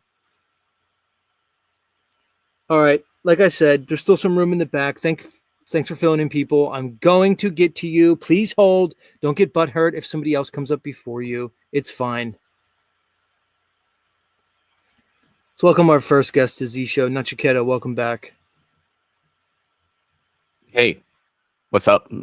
Good show. And yeah, I think Austin should just qualify his statements by that, and other people if they also kind of agree with his observations that it quote unquote fits the globe Earth. And maybe it does. I do kind of question that narrative about how it does fit the globe Earth. I mean, if people are seeing the 24-hour sun in Antarctica and then while at the same time they're able to see the sun right over their head, does it mean the sun is 93 million miles away? I wonder about that. But just qualify that by saying that that doesn't mean the Earth is a sphere. I mean, I think that's all he needs to do, right? That's just my opinion. Well, agreed. You know, at least he'd have at least he'd have like an argument to be made. But again, it's a hasty generalization is what this is. That's the fallacy, because they're basically using one observation and they're making a huge sweeping generalization regarding the cosmology. It's obvious to, I guess, people who have the ability to still critical think. Notch, maybe it's that we live in a society where the ability for critical thought maybe is no longer, I don't know, like a primary human ability. Maybe people can't think. Maybe I'm just trying to say it too nicely. Maybe we never could think. I don't know. I don't want to like appeal to some romantic version of history, an idealized version of man, some golden era. I don't know. But what I do know is there's something called critical thinking. There's something called logic. There's something called reason. And it appears to be quite absent from the average man or woman. Yeah, I would agree with that. It's like, humanity perishes not only because of lack of knowledge, but because of lack of logic.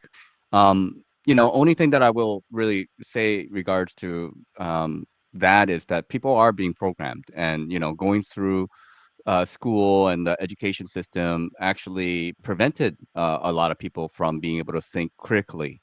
They make a lot of base assumptions and um, just to kind of accept whatever narrative that's been kind of given to them and easily fall into this kind of false binary, the Hegelian dialectic. And, we have to assume, not maybe assume, but we have to kind of come to the realization that that was kind of the plan from the very beginning. And that's not only for our generation and other generations, but like, people before us with the whole Rockefeller education system. So it's been a long time coming, but we have to get away from that. We have to get to the basics, and I think people are capable of thinking critically if they wanted to. It just takes a little bit of time and effort to get there. That's just my opinion, though. Yeah, I think I tend to agree with you on that. All right, Notch, before I bring up the next guest here, I want to pin the link to the top. I've never done it before. I've always been like of the mindset where I just wanted to have people come in sporadically, but a lot of people are requesting that I pin the link up top. And now that, we've increased kind of like the people here chatting and participating on the show, I'm finding that the link is going by rather quickly. So I'm going to try to come up here and put the link in. So please hold everybody as I do that. I'm going to get to everybody in the back. Let me just test out and make sure yeah, okay. All right. Well, I'm gonna get going, but good show, and talk to you soon. Thanks, Notch.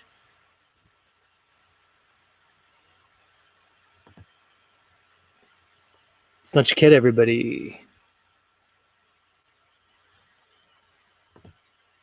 I don't know. Maybe somebody will help me pin this link at some point. I'll work on it later. Not too concerned with it. All right, who do I have? I have some new people in the back. Look, my longtime guests. Hold on. Hold on. Yeah, I see you back there. Man. Boy, the phrase grown man does not seem to fit many of you people. I will say that. I'm going to bring up some new people. Who's this David Truther? David Truther, what's going on? How you doing, Sir Z? Pleasure to Howdy. meet Welcome to the you. show. Yeah, thank you. I was watching Solve last week, and he brought you on, mentioned you. So I went and looked you up, and I thought, wow, you are like on the top of the pile. You know, Well, good sir, I appreciate that. You know, there's a phrase that no weapon formed against me shall prosper. And when my detractors try to vanquish me, they only further embolden me, as is evidenced right here. So thank you for that. Yeah. I was following Jaron and his debates. You know how that went. Witsit became somebody I got to follow. But when you had Witsit the other night on your show, I'm telling you, you are now, in my opinion, you are at the top of the logic, the truth of this model. And I have unsubscribed from Jaron, Witsit, not from Solve. There's reasons why I like watching him. And I also watched Vlad from Solve.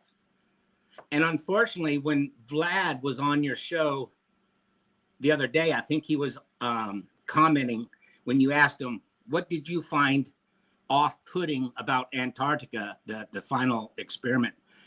I was stunned he didn't bring up the one thing we talked about a few weeks ago, that the image of that mountain in the background where they're taking their photo shot, someone discovered that out of the Google search for archived photos of Union Glacier. That photo was taken November of 16 at 3:33 p.m. And we discovered that, we talked about it. And when you look at that photo from the TFE this past November or whenever it was, it's the same exact snow, everything.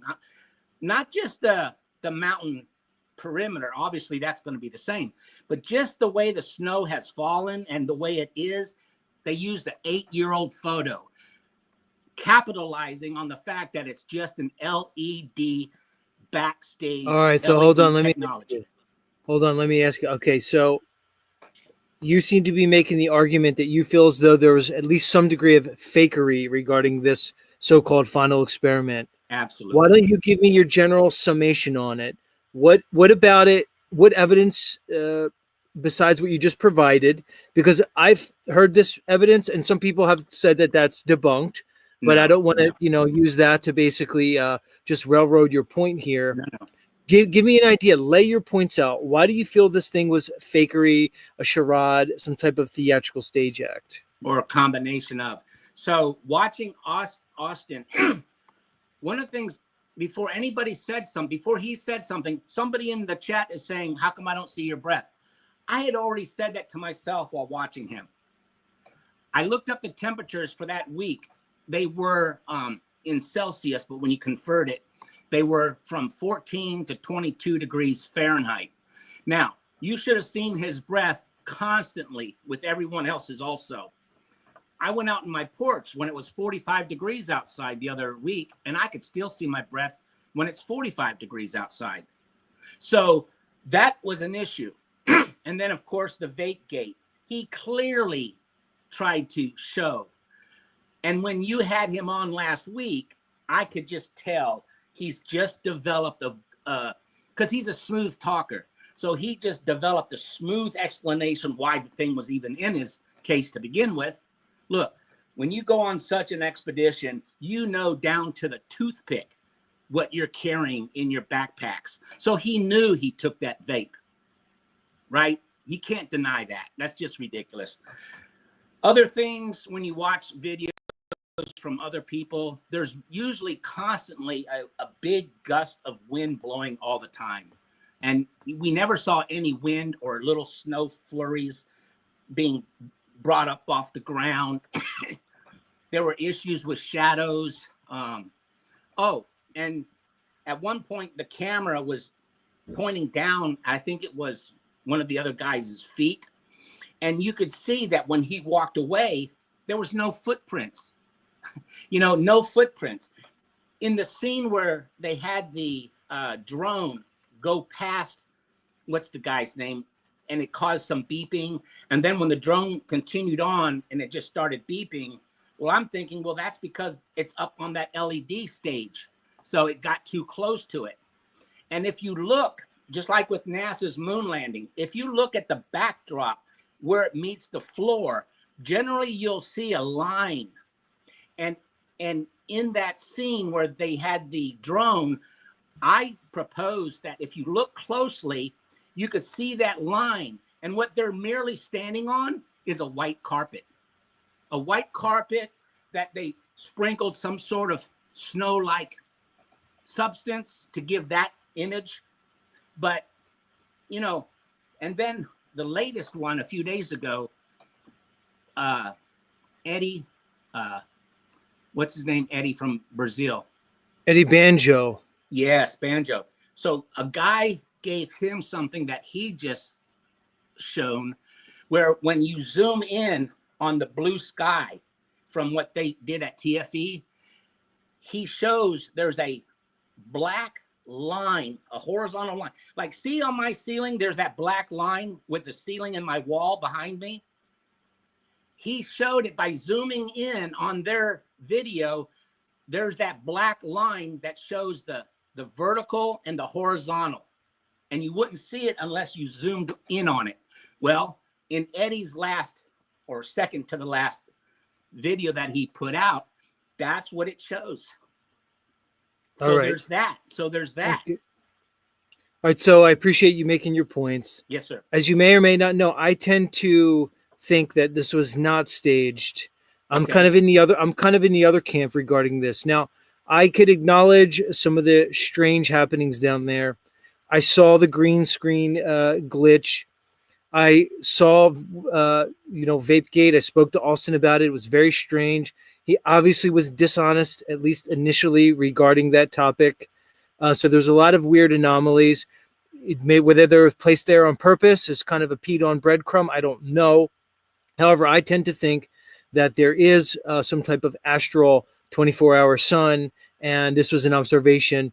But, people are entitled to their opinion. Yeah. I just simply disagree based on evidence. What I want to do now, I want to welcome somebody new to the panel, Limitless. Can you hear me? Yeah, I can hear you. Can you hear me? Loud and clear. Welcome to the show. Hey, thanks for having me on. It's nice to meet you. And who's the other panel member here? This is David. Let me remove the banner Hey, so you David. can see his name. Nice to Limitless, meet you your guys. voice sounds familiar. Where do I know you from? I co-host a podcast with Awake Souls. Got you. Awake Souls. So are you Ronnie or Jason? No, this is Ron or Ronnie. yeah. Ronnie. Did I speak to you on Bro Sanchez's channel? No, we haven't met yet. And the first thing I wanted to say was thank you for sharing with your audience that I showed Jaron 8 years ago that the AE map model was falsified. And I appreciated that because most people will hide and not say our names due to the fact that we don't agree on everything that everybody agrees on. I will admit you guys were one of the ones initially, along with Jake the asshole. We will give him credit, even though Jake has recently besmirched my name and smeared me so many ways. Much love, Jake. We'll give you the credit. And also Q and Fee, who happens to be in the chat, who I know is not a fan of yours, Ronnie, but I'm going to give Q and Fee a slice of the pie too, because I think he deserves it. But anyway, that being said, I appreciate it. I noticed on your channel that you came out with like flat earth baseball cards, and I do take umbrage in some of the information regarding mine, but we can talk about that later. I do not claim an accelerating rising earth. If anything, it would be a constant, and my association with Rose 777 is long gone. So, but we can talk about that. But if you're so inclined, you may want to update that card somewhat. Absolutely. That's the point of the cards are to be updated. And if, you can write your own bio and what you want, and I can put it on there. Absolutely. Right on. So All right, so talk to me. I want to get in. Hold on. I want to get in this with you because I think you are a valuable resource. Now, you, much like me, understand that whatever we can conceive of as a physical sun is not evidenced on any of the conventional models, whether it be the traditional flat earth model that's we're all supposedly strawmanned into, or this globe model. We appear to see the world from an individualistic point of view. Okay, now we can talk about, the mechanisms behind that. I know you have your thoughts, and I certainly want you to present those here if you are so inclined. But I think what you and I can both agree on is that we basically observe this world from an individual perspective. And to claim some kind of, let's say, triangulation of the sun, or that we appear, or that we view the optics of the sky in some type of uniform way from diverse locations, really is unevidenced. Go ahead, your thoughts. Yeah, so when we talk about models, the only thing we can really use a model for is just to describe an observation. And that's it. We can't create like a entire realm model. There's no maps that work. There's no overall models that'll actually represent reality, because what we've found is that we're in basically a virtual reality, which, if you could imagine, a video game character is not going to know they're a video game character. We just have the consciousness or the spirit, which allows us insight into these types of topics. And generally what I found is that I like to take a position and then get into the debates. Whereas the people that want to argue from an agnostic standpoint generally don't help progress forward. And then what happens is, if we promote or present a model, then we usually get into like these, so there's other groups that hate models. They don't like it. Well, we like to use a model just to represent what we can observe. Now, Austin, Flatzoid, all these characters that we're talking about, I personally confronted them. MellowDome. And it's crazy. I joined because I wanted to show you and add this information to your stream, because you said you're going to be having a conversation with him. So he's out now shaming people. He's the most toxic character in this investigation. See, he bought a camera, which we've been promoting for over 8 years now to every single person that we meet. Get a camera, right? Get out there and start observing things, because that's what we're here to do. We're alive so that we can observe. So he got the camera, and the first thing he started doing was trying to confirm a bias that he lives on a sphere. Well, acting as if he was a flat earther that believed in a dome that doesn't believe in the Bible or the dome, or that the earth is flat. So he got a camera, and then he instantly started taking observations to confirm his bias that the sun is a sphere and that earth is a sphere, and that we're the part of the equation that's moving. When in reality, the observations over and over again show that we're stationary and fixed, and it is the sun that's moving. And his observations show that perfectly. Well, like what you said, he's confirming his bias. When one has a presupposition based on some thought or some other fallacious line of reasoning, to confirm that bias is not a hard thing to do. And it's typically emotional, it's typically short-sighted, and it may or may not be, let's say, underpinned by some type of interest or agenda, which I can only speculate on, Ronnie. Mm-hmm. Go ahead. Keep going. It's clearly, did you want to go ahead up there on the left? Yes, sir. The point you made about, because we can't create a life-size model of anybody's model is absolutely true. But a flat earther can use a small percentage of the globe model based on your dimensions, the radius, the 8 inches per mile squared. So we don't need the full scale Earth model to be beside Earth to prove a fraction of it. And what I'm saying is, there is no curve. Mm-hmm. We can see way too far. So I got to stop you there. Actually, the interesting thing you brought up. Go ahead. So what I was saying is, we can't have a life-size model. Like, we can't create a vacuum the size of space, but you can suck the air out of a gas rail car and it'll implode upon itself. So just like with the curve, no one has ever shown the curve, because even though it's apparent based on atmospheric conditions, 3 miles at 6 feet, that person's head goes below a physical, like this line right here, a physical curve. But we can zoom in and he pops back up. So I mean, they that's debunk have you your model. filmed your that? physical model gets So- debunked. The with no problem with the problem. statement that you made, it was great that you brought up how big a physical model could be, because Jason Laufenberg of Awake Souls actually built what's called the J-Tron. And so a 26-mile actual screen would be needed to represent the heliocentric solar system that we live in. They call it the solar system. So they don't even have a model or scale. They could never do it. It's a ridiculous, preposterous thought to even have. So the problem with what you said, though, and then we'll get to Austin after that, is that we can't see too far. So if you study and you go into the research and you learn about Robotham, you'll find that they did the 3-mile Bedford level water experiment where they sighted the flag at 3 miles. And then what they did to continue the debate, which Eric Dubé and these other shills aren't going to tell you, is they went and they observed a lighthouse. And they went 3 miles. Okay, we can see the lighthouse. Then they went 4 miles and 5 miles. And then what ends up happening is the further away from the lighthouse they go, the less and less they see of it from the bottom up. And what they Ronnie, I don't want. I'm familiar with your arguments, but I'm sure many in my audience are not. What is the basis of your claim here? Give us the nuts and bolts of it. So I was leading to that. I can just give it to you quick. Is that we have a distance that we can see to the horizon. It's called the vanishing point. And it's typical. It's the same on a sphere curve or on a flat plane. It actually only works on a flat plane, because if we were on a spherical curve, if you were to see a building and half of the building missing, and you were to purport or to argue that it was a curvature that was hiding that building, the building would be drastically leaning away. And we don't see that. Everything is perpendicular.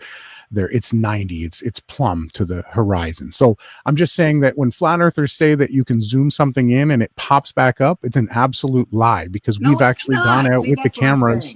Can you show me your footage? Because we've gone out and filmed with the P900s and the P1000s for over a decade, and we've falsified those claims. I'm just speaking from honesty. That's it. Yeah, but this is the point every flat earther has to try to endure. When a glober makes a statement knowing it's false, when you have an audience listening trying to learn truth, you just invoke a falsehood. And that's so not David, fair. hold on. So just for the record, I wouldn't say Ronnie here it would be a glober by any sense of the imagination, but he basically has a different understanding of this reality in terms of what the physicality is or what isn't. And I know his thoughts are probably quite unique and esoteric in a lot of ways, but I think calling him a globy would probably be a misnomer. Okay. I mean, Ronnie, you could speak for yourself. I only said that because not by saying you can't zoom something in when we know we can. Chicago skyline should be 6,000 feet below the physical curve of the earth, but we can see it by zooming in. So in all measurements, we could target ships 100 miles away with a laser. The rail gun can shoot a ton bullet 100 miles away, and it travels in a straight line. But anytime you have a target hidden by any physical curve, or for example, if you're on a city block and the building at the corner of the block going up vertically, you can't see around that corner. And you can't zoom anything in back in front and around the corner. So a Navy ship targeting another ship 100 miles away that should be 666 feet below the horizon. All right, David, fair enough. Fair enough. You're making very good points here. Here's what I want to do. Because Ronnie, it looks like you have something you want to play in the back. Is that correct? Yeah, I'd like to show some evidence for Austin. Just the last thing I'll say is that you can actually verify and test this. It's the square root of the height of the observer in feet times 1.22459. That's the distance to the vanishing point, right? And you can test that anywhere you want. It does not disprove Earth. Earth is definitely flat. And I've debated Red's rhetoric and Sean Hufford and the top people in the realm and destroy them, and I'll continue to. But so do you want me to? Here's what I'm going to do, Ronnie. Hold on, right? If you have some time, I'm going to put you two guys in the back, all right? And then I'm going to bring you back up, Ronnie, to present this. But I want to greet some other guests I have in the back. Sounds good. I don't want to leave him back too long. So if you're so inclined, please hold, and I'll bring you back up for your presentation. David, I'm going to put you in the back. I may or may not be able to bring you up. It was a pleasure to meet you. Thank you. I appreciate everything you had to say today, man. Thank you, Please Z. come and talk to us again. All right. Sure, no problem. Thank you. Much love. Much love. Peace. All right. That's our new friend, David, who had some quite complimentary things to say about me, which of course endears him to me immediately. Obviously, he said I'm on the top. Well, you said it, David, not me. You saved me the embarrassment of having to promote myself as I sit here and promote myself. With that being said, let's welcome Rachel back to Z Show. Hi, Z. Hi, everybody. Howdy, Rachel. How are you today? I'm not hearing my headphones. No? Testing 1, 2. Testing Okay. 1, 2. Yeah, okay. I can't hear me on the headphones, but can you hear me? I can hear you loud and clear. Okay. Back to the Austin thing. I just it's just really weird that Austin's acting like he went to Antarctica. It is Like- strange. Like, why ride Jaren's jocks like so closely? Like, what's with that, man? You know, like Rachel, it sniffs of something strange to me. It sniffs of interest, agenda. Like he has some type of, I don't know, dog in the race. Why ride Jaren so hard with this? Why flip when Jaren flipped? Is it possible that they're both conjecturing this as a mutually exclusive observation, like Jaren has said, that they both used whatever fallacious reasoning to come to this faulty conclusion? It seems strange, but I can only speculate, and I don't want to make any claims. Go ahead, your thoughts. Another option, I mean, it's a little bit, makes a little sense, but now that he's moving up in his career and he's managing 5 locations, maybe people got wind that he's a flat earther, and then so he's like, oh my God, I better just, there's too much out there for me to just delete. So maybe I should just publicly say that flat earth is stupid and just so people don't think I'm nuts at work. I mean, maybe. It's a possibility, look, it's a tightrope to walk, to straddle that fence, to basically be a flat earther and to proclaim it online in front of the world and to hold some type of corporate position in a professional world. It's very difficult. Rachel, one that I learned firsthand how difficult it actually is. I don't need to get into my experience and everything and my career and things, but it doesn't work. Look, usually to be a part of, let's say, mainstream culture, society, so to speak, one has to toe the line. There's a culture, there's a cult of culture within that. And there's certain fundamental precepts that one must adhere to. And if somebody goes against the herd, they will quickly realize that there are real life consequences associated with that. That's one of the reasons why I think this control structure is so meticulously maintained, is because we basically have a system that's controlled from the top down, primarily through fiat currency, the religions, obvious governments, and otherwise. And there's dictates, and basically the fundamental precepts of the culture are handed down from above to the populace. They must be adhered to within some particular paradigm. Now, within that paradigm, they will present a number of false binaries. You could be a Republican or a Democrat. You could have Coke or Pepsi. You could be pro-choice or pro-life. X, Y, Z. As long as they present these false binaries, create the divide and conquer tactic that keeps us separated from each other and keeps our eyes off them, they're fine with it.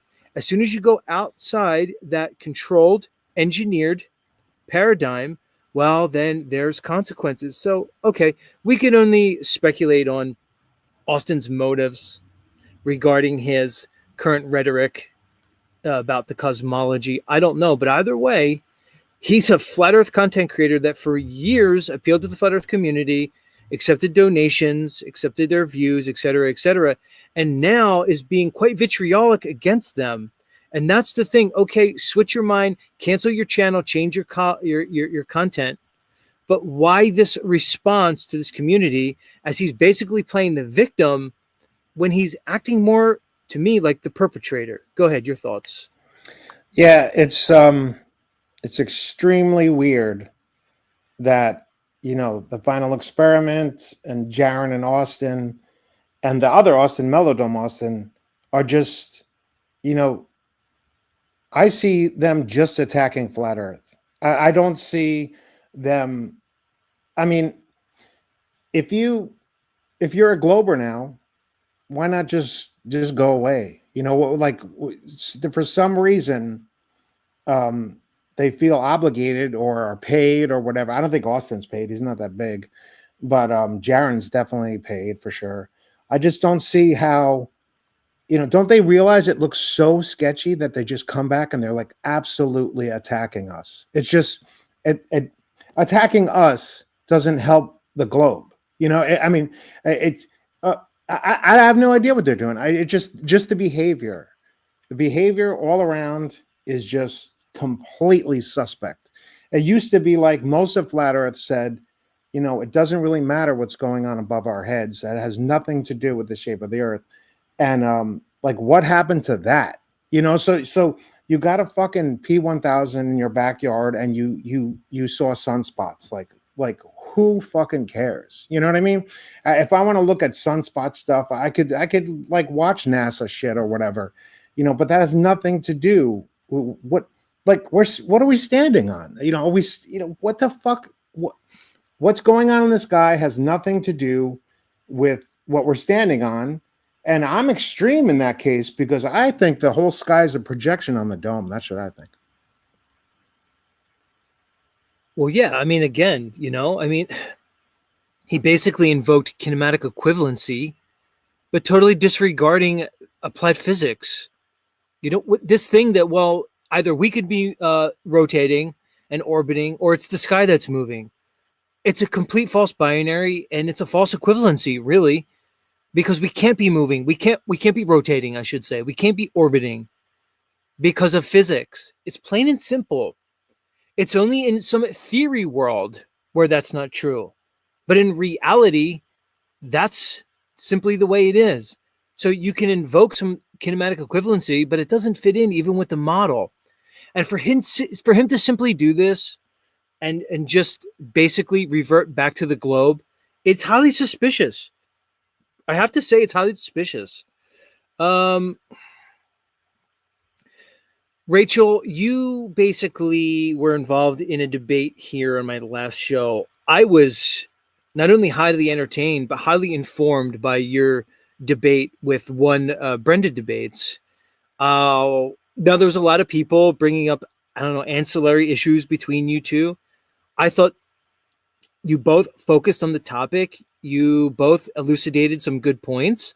I obviously sided with you in the debate, but again, I have some bias in this. How did you feel as though your debate with Brenda went? Well, I see Brenda, as you said a few times during that, Brenda is just reciting the basic, indoctrination. She's not bringing anything to the table. But I see someone who wants friends. I see someone who wants friends. And, if she actually, to some degree, if you're on Flat Earth channels and enough to be in chat and to actually be a guest on the show, if you're that interested in Flat Earth, you're kind of a closet Flat Earther, because things I don't care about, I don't care about sports. I'm not watching sports YouTube and commenting on that. I just don't care. So I completely don't care. So I'm not there. So if you're on Flat Earth, you to some degree, you're really questioning the globe. I mean, it's panic mode, and you have to go into the indoctrination you had since birth. Because I used to work at a place in New York. I'm now in Connecticut, but I worked in a high school for 19 years, and I was a custodian. And this one guy, Richie, I used to talk to him. I talked to him the most out of anybody, and we would talk about conspiracy stuff. And he just basically, he was an old school Italian guy. And he just basically said that, Rachel, you make a lot of sense, but I can't accept any of this really, because then I'd have to admit my entire life was a lie. Right. It's too much for people. It's just too much. It's too much because they're incredulous. Because in reality, how's this? If they were to embrace such a massive deception, it really goes to the core of their identity, the way they view oneself. Because we view ourselves in relation to the world around us. And our conception of the world around us has been engineered and indoctrinated through propaganda and classical conditioning. We associate our very identity with the culture that they created. So when one is forced or when one is presented with evidence that is contrary to their pre-indoctrinated beliefs, they will revert to simple consensus and authority and otherwise to preserve a sense of self. And I think that's the main issue here. But here's what I want to do. Let's bring up Brenda and she can speak for herself, okay? Sure.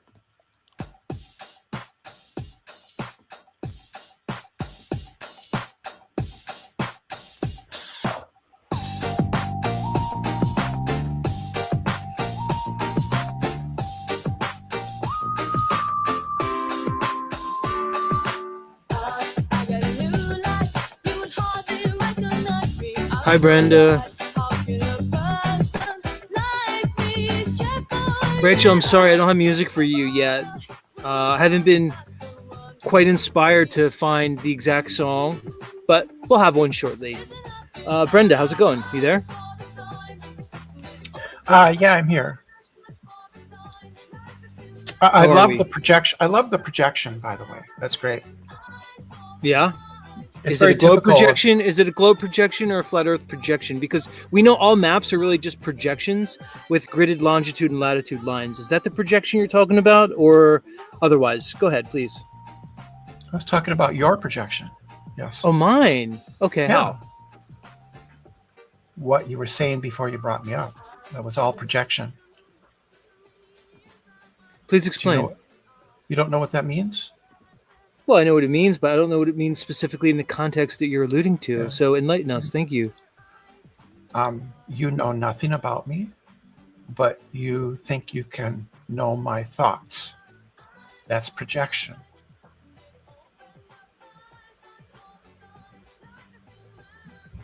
Okay. Right? That's a typical conspiracy theorist move, which is to believe that you can know the intentions of historical events that take place in the world, the intentions of the actors in there, and you can't know that. So it's a really bad inference. Conspiracy theories are essentially irrational. Rachel, do you have any thoughts? Okay.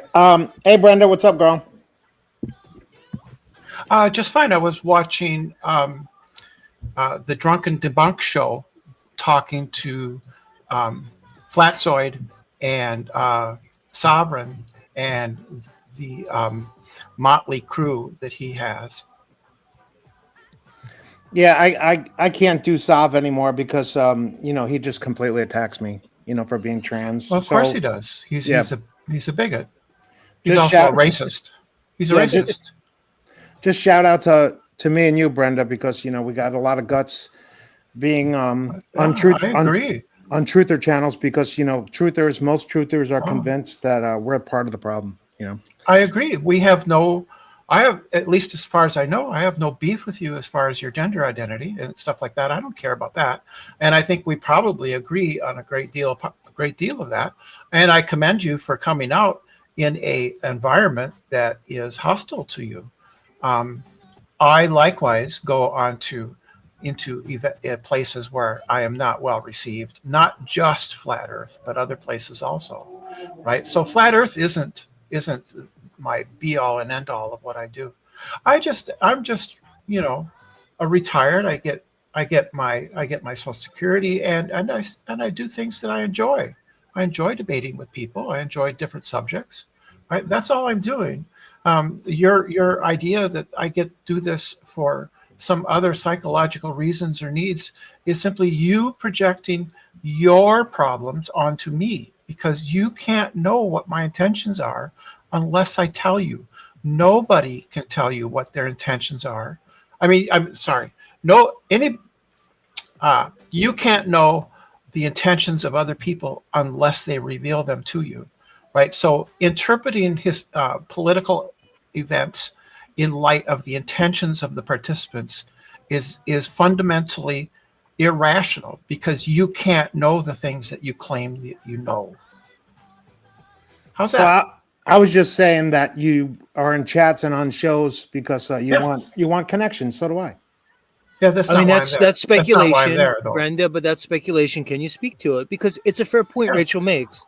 You I'm spend there. hold on, Brenda.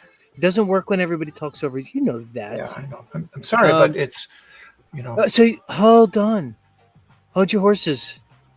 Listen, you spend a lot of time on these flat Earth channels, and I know you're passionate about the subject, and you're passionate about defending your position, and you feel as though you're performing a service to humanity. I think, however, it is No. to me. No, hold on, it seems to I be an don't. inordinate amount of time on these channels for you to be. No. I don't know, at least not effie curious. You know, we know about your gender identity.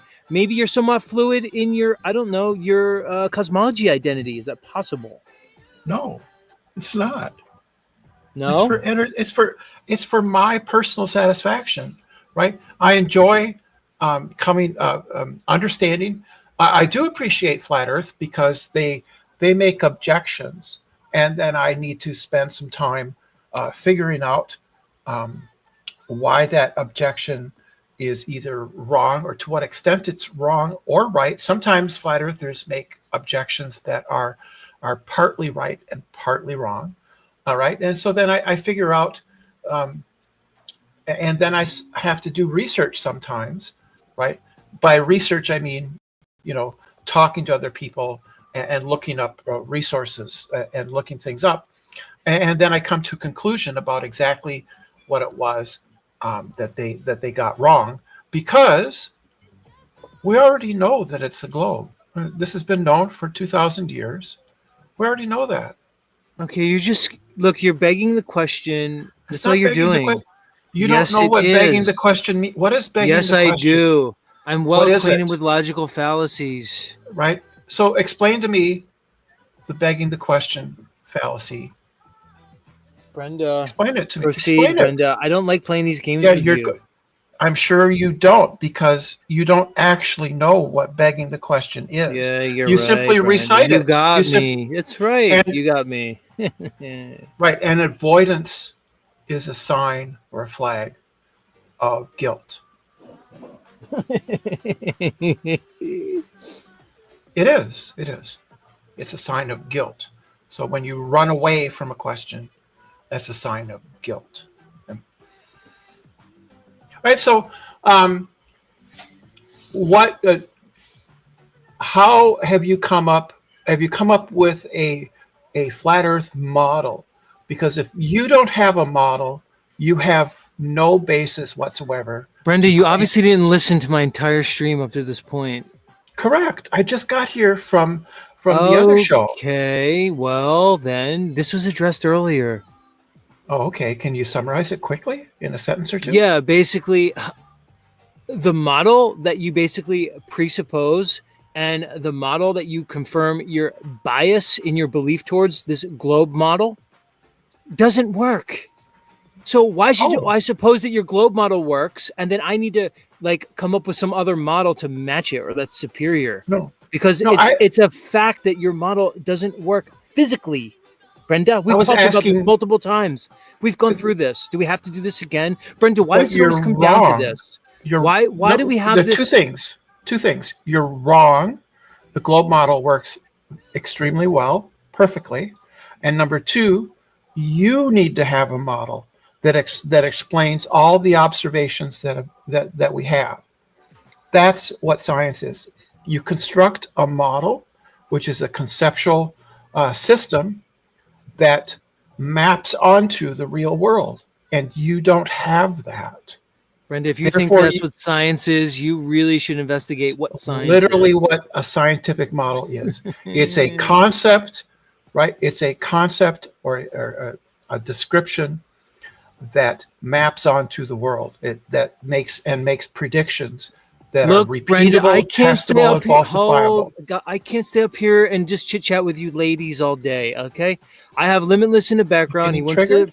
Getting He wants triggered? to present something.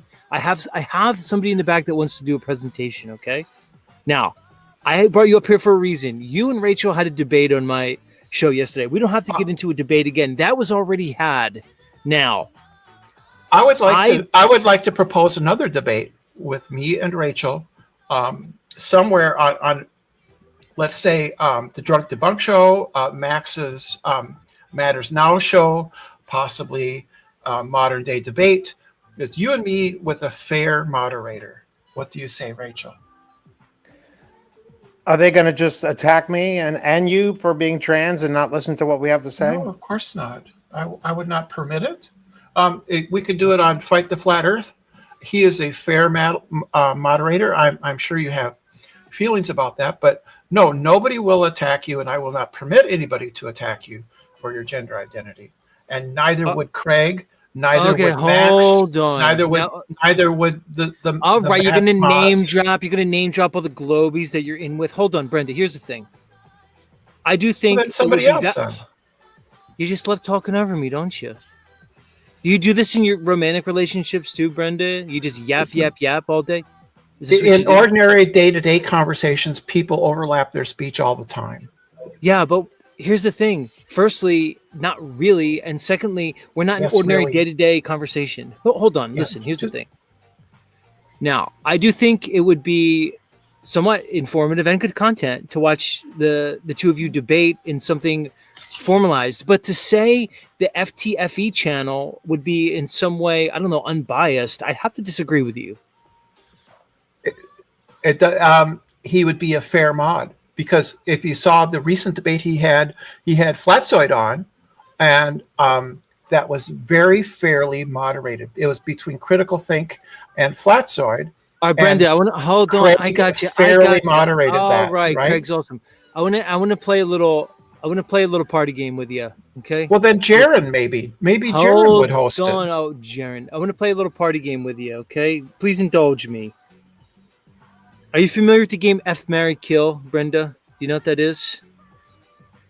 F, Marry, Kill? Yeah, so is this going to have something to do with moderated debates? No. Hold on, I'll get to it, Brenda. This is a show. I give you a lot of airtime. Indulge me. Now, for those of in the audience who don't know, F, Marry, Kill is a game. I'm going to give Brenda 3 names, and she has to choose one of the people she has to F, like in the biblical sense, one she has to marry, and one she has to kill. You ready, Brenda? I don't see the relevance to this, to what we're talking about. Don, it's relevant to me. All right, F, Marry, Kill. So not ready? relevant. So not relevant okay. Then. So the three names are Flatzoid, Z, Nachiketa. Go. I'd kill all 3 of you. That's not the game. I don't play by games. Yeah. All right, I'm going to ask Rachel. Rachel, are you familiar with the game? No, I've never heard of it. All right, but did you get the rules? So I'm going to give you 3 names, and one of the people you have to choose. One person you would choose to F. One person you would choose to marry, and the other person you would choose to maybe, metaphorically and, not literally, but metaversally, of course. end them. Okay, and by the way, that's the sense I meant it when I replied. Metaphorically. Right, it's a game. This is a game, metaphorically. We don't advocate violence here. Go ahead, Rachel. So the names are Flatzoid, Z, and Nachiketa. I don't really know Flatzoid. Notch and me are, not on the best terms. And just a little side note, and this is for Brenda mostly. Okay, I'm here and I follow Z when I'm pretty new. Nate X introduced me to Z. I wasn't aware of him until like 7 months ago or so. And I just think Z is one of the best public speakers I've ever heard in my life. He puts on a master class of vocabulary, and that's why I'm here. It's absolute poetry and brilliance the way he speaks. And I'm a writer. I write much better than I speak. I get a little, nervous when public speaking and stuff. But I just admire Z's vocabulary and his just command of the language. I think it's absolutely brilliant. Well, thank you. I'll accept those flowers from you, Rachel, any day. All right, ladies, come talk to me again. I want to get back to Ronnie. Any closing thoughts, Brenda? My email is bvanawesome@gmail.com. Email me, Rachel, or anybody else who wants to debate me, right? And what the venue would be. Perhaps 8 out of 10 cats. That's done by Conspiracy Cats. Any there's lots of venues, and people can be.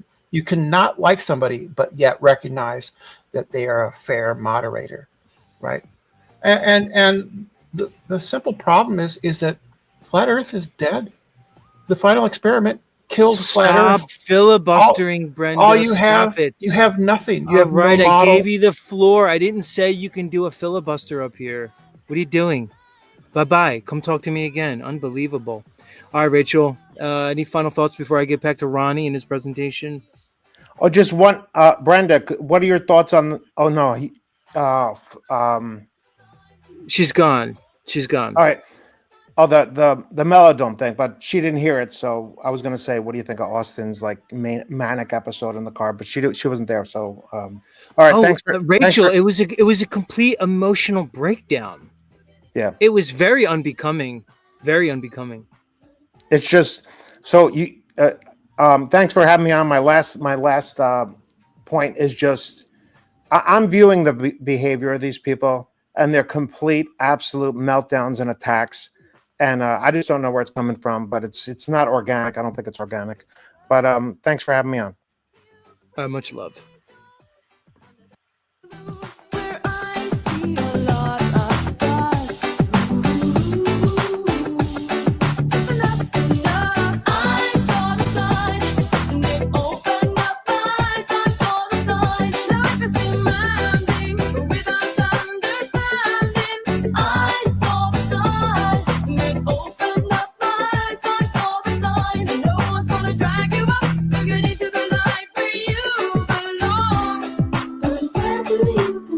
Where do you belong, everybody? Huh? Where do you belong? Do you limit yourselves to just 2 genders? Some binary conception? Man and woman? Where do you belong? Or do you belong somewhere in between? Somewhere in between. Somewhere where we find Brenda and Rachel. Who says that they have to be what you say they are? Who are you? Huh? Yeah, you. I'm talking to you. Anyway. Let's get Ronnie back up here. He has a presentation for us. Hey. You still with us, Ron? Yeah. So, it was great that you covered this because Austin of the MellowDome was a character that, I reached out to. I joined his podcast. I tried to explain everything that was going on, all the things that basically he's flipping on, right? We actually had a conversation on, and that's part of the presentation. It was turned into a video, not by me, because I told him, I'm trying to, with all of this final experiment nonsense that's taken place, it has led me to the point to, I want to put aside these fights.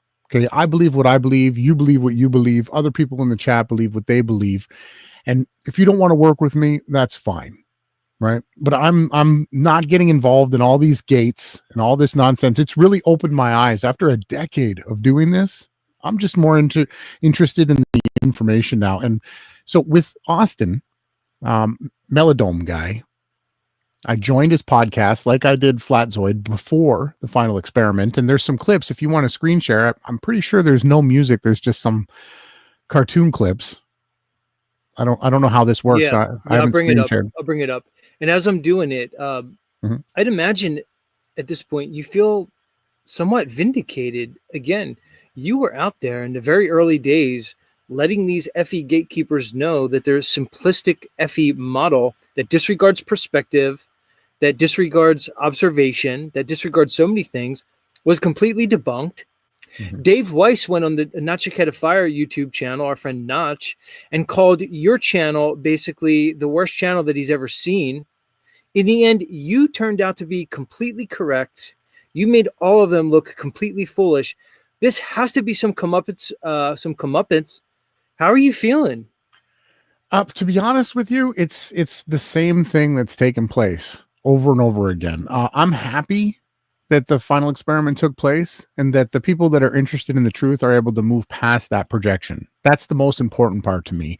The thing that I'm not happy about is all of the disinformation and misinformation that these, it's hard to say which agency or which group these people are actually working with, but it looks like the majority of people that are calling themselves flat earthers are just outright denying all of the evidence and information. And that's the part that really gets me down. And it's crazy how hypocritical these guys are. So Austin of the Mellowdome, do you have the screen share on? You can let me know when that's ready. I can't wait to show everybody. He literally you just went through his toxic rant. The guy is he's the most toxic character. They've tried to push him.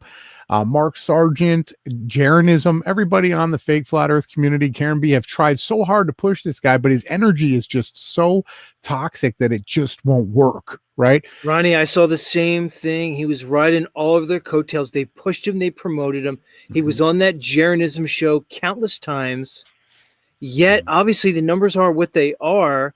Very strange. Look, all sizzle, no steak, man. I don't know what the deal is. Much love, Austin, but, I don't know, man. That dog didn't hunt, Ronnie. So you probably noticed the same thing I did. And again, I can only conjecture that may have some degree regarding his decision to leave the flat earth community. It may play to some degree, this idea that he really wasn't embraced. I don't know. Again, that's speculation. Again, much love, Austin. No hate on you, but it kind of is what it is. Go ahead, Ronnie. Yeah, I've got no hate either. I reached out to him. I tried to join his Telegram. I tried to message him on Facebook, all these types of things. And I just get constantly met with opposition, anger, mockery. And really, I'm just trying to move above that. And the thing is that, sure, when you are out here following the path of truth and speaking the truth, you get censored. You can't appeal to popularity. If you've got a popular YouTube channel, you're literally being paid for by YouTube, which is basically the most, corrupt system there is. So, but when you're promoting things like the sun and the sun's observations prove a globe and you're not being promoted like Simon Dan or Dave McKeegan, there's definitely something wrong with you. And I think it's his approach, right? But we can argue approaches all the time. But when the screen shares up, we can go through this. We don't have to play the whole clip, but there is some really important information in here that shows how you were breaking down when you played his clips. He was calling Stephen Alonso a liar. Now, Stephen Alonso is misusing information. He's taking a model that was created to show the impossibility and the falsification of the AE. We call it the pressurized flying pizza dome in outer space. And we also call it the Freemason projection because they've got a lot of Freemason symbolism all over the thing. So I joined like right in the beginning of the final experiment onto his podcast. And you can see here when I'm ready. If you want me to play the clip, you tell me. It's there. It's up on the screen. So let's go. And you can tell me to pause it at any point.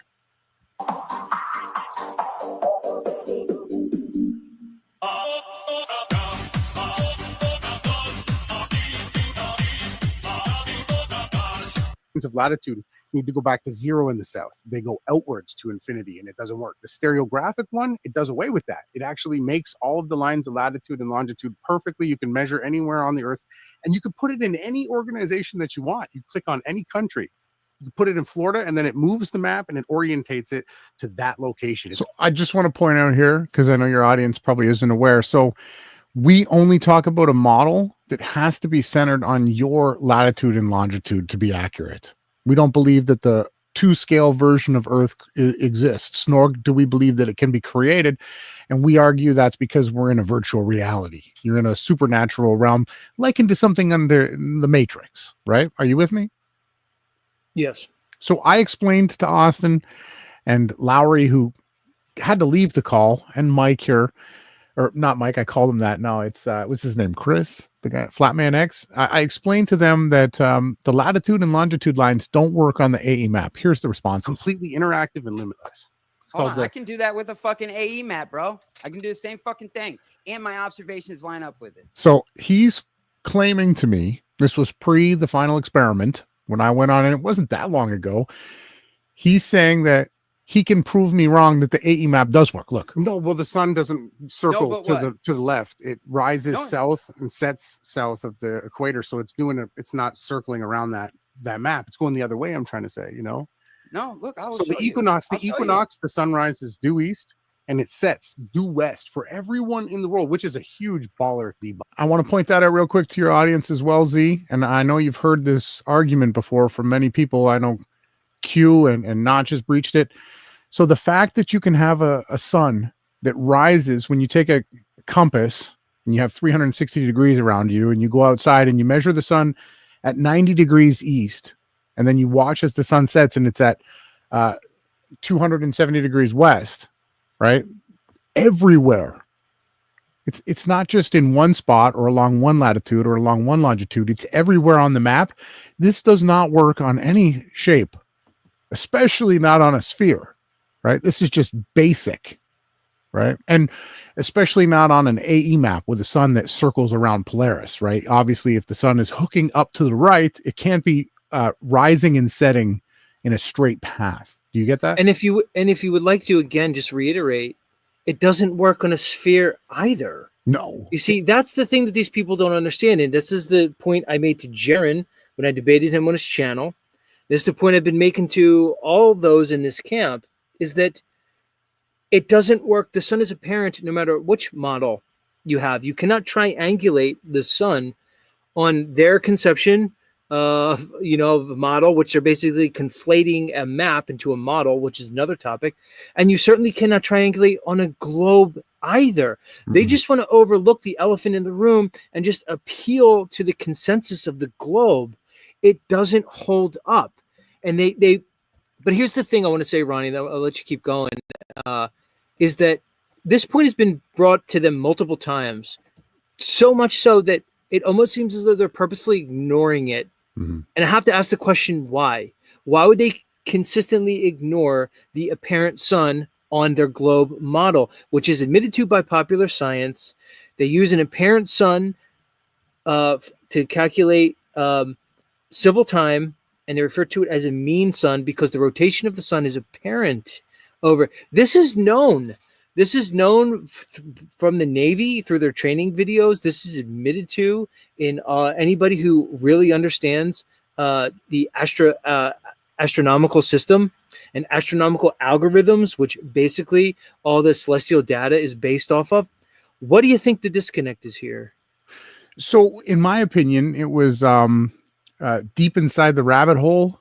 David Weiss, which, if anybody doesn't know, the deep inside the rabbit hole term is actually a Freemasonic creation from the late 1800s. What he proposed was that the globe Earth lie is the most important psyop that team has. So all of these characters have been put in place to perpetuate false, and misinformation that only can be debunked, leading people to the globe Earth lie.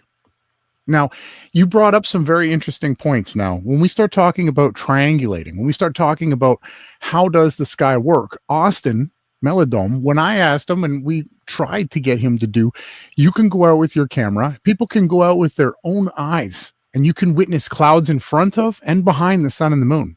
When I discovered this back in 2015, right, QNFEE actually filmed a lot of it himself. We discovered that this place here isn't working the way that it should. This is impossible.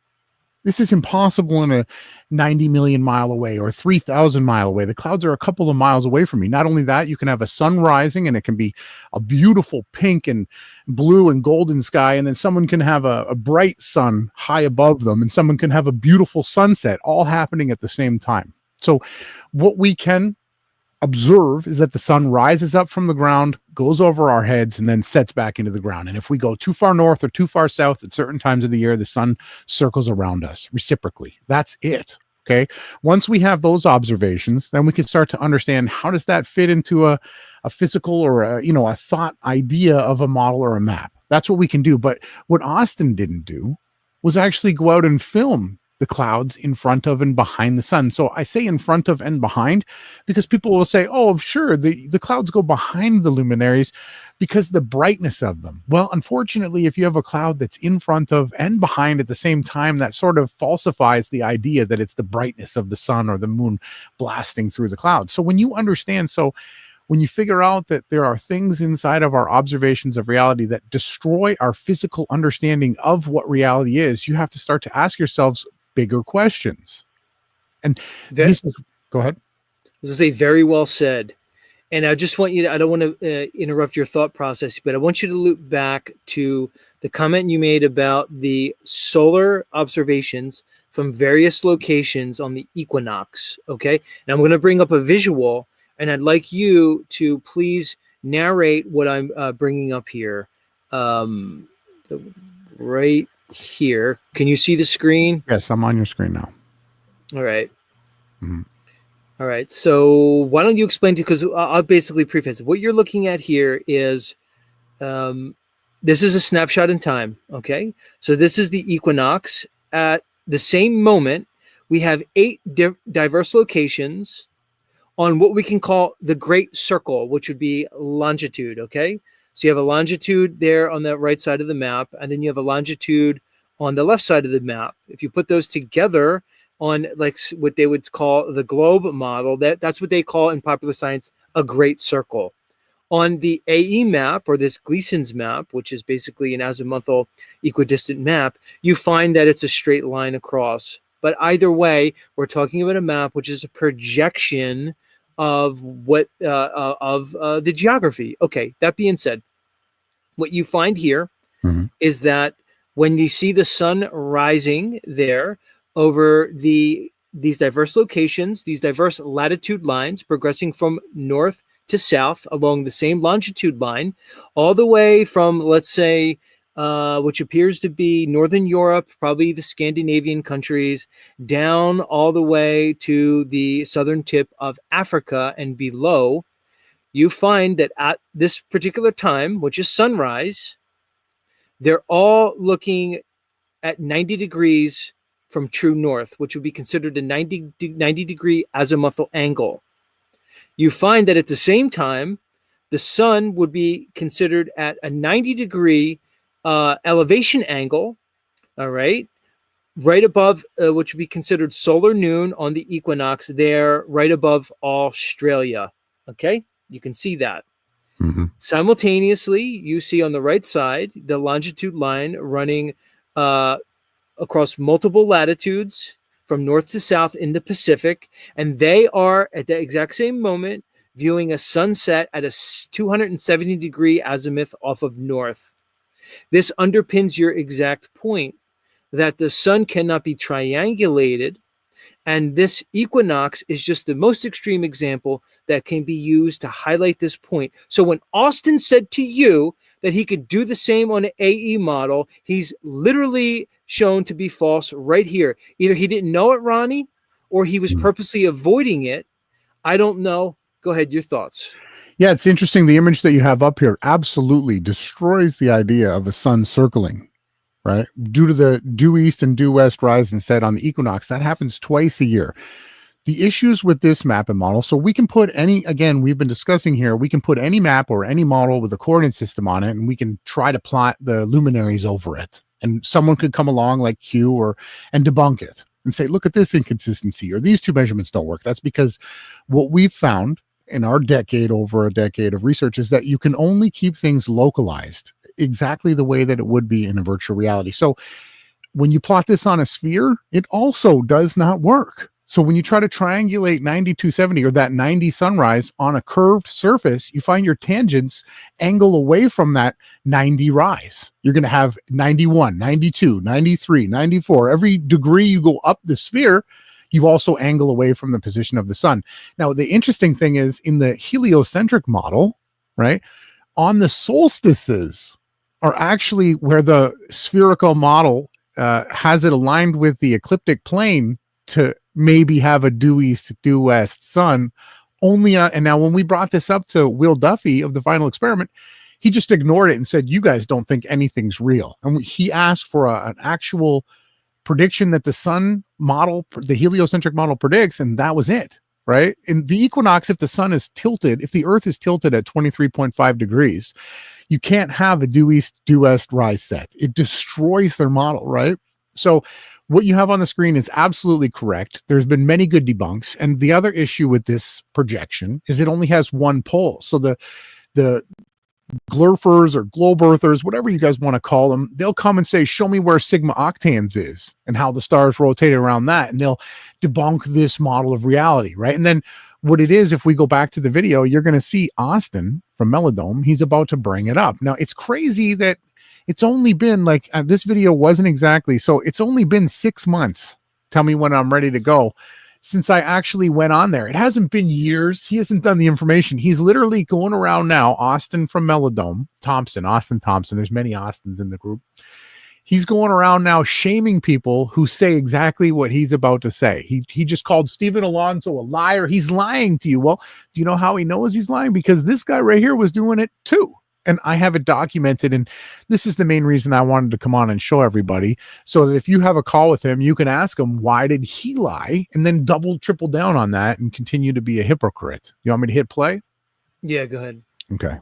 A few moments later, a few minutes later, a few inches later, 12 seconds later, 3 days later, 3 weeks later, many months later, 6.5 hours later, 1 eternity later, 2,000 years later, 3:28 a.m. tomorrow, day 2, day 3, day 4. Going straight. Look, your map, the AE1, the sun has to be turning all the time. It never goes straight, bro. And then not only that, in the wintertime, what ends up happening, never goes straight. What are you? The sun actually starts to circle down to the left. Here's Austin. He's got the Walter Bislin projection that was created to falsify the map. He's got this up, the Walter Bislin. He's going to use it to defend himself. It starts to go away from you. Jaren's going to the 24-hour Antarctic spot where they're going to film the sun go completely off of your map. That's why it doesn't work. It's not you, bro. It's the projection. It's incorrect. Let me grab this other one here. Right? The 9270 is the debunk of all different spherical maps, spherical models. You can't have a curved Earth with the sun rising due east and setting due west. And that happens twice a year on the equinox. It's impossible. Yeah, that's what I documented during the fucking summer. Yeah. So, like, dude, what the fuck are you talking about right now? Yeah, man, it's you not short-circuited him, Ronnie. You short-circuited the guy. You look at him, a bigger. Yeah, I don't know. You think he's short-circuited or is he acting? He went to solstice, man. It was weird. He glitched. Yeah, and the solstice is when the sun should rise due east, due west. The macro version of reality, you can't triangulate. Nothing works, man. Only your small circle of sight. That's what I've been trying to say. You got. And another thing that everybody keeps bringing up, mocking channels like Q and Nachiketa, and you'll see that instead of just addressing us, they've got to make up, like, of course, call us names, do everything but point people to you or play your argument.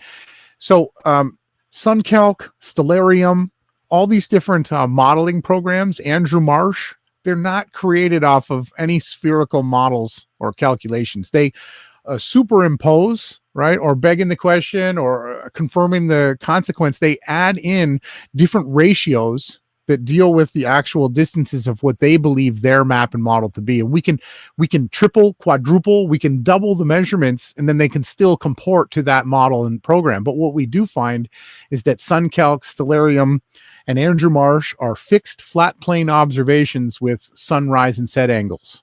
That's exactly, dude. They keep conflating this SunCalc data with the globe. Okay, in reality, all we're talking about is astronomical algorithms based off celestial observation, which are angle measurements of the sky. You have an azimuthal 360-degree measurement based off of true north, and you have an elevation angle from 0 to 90.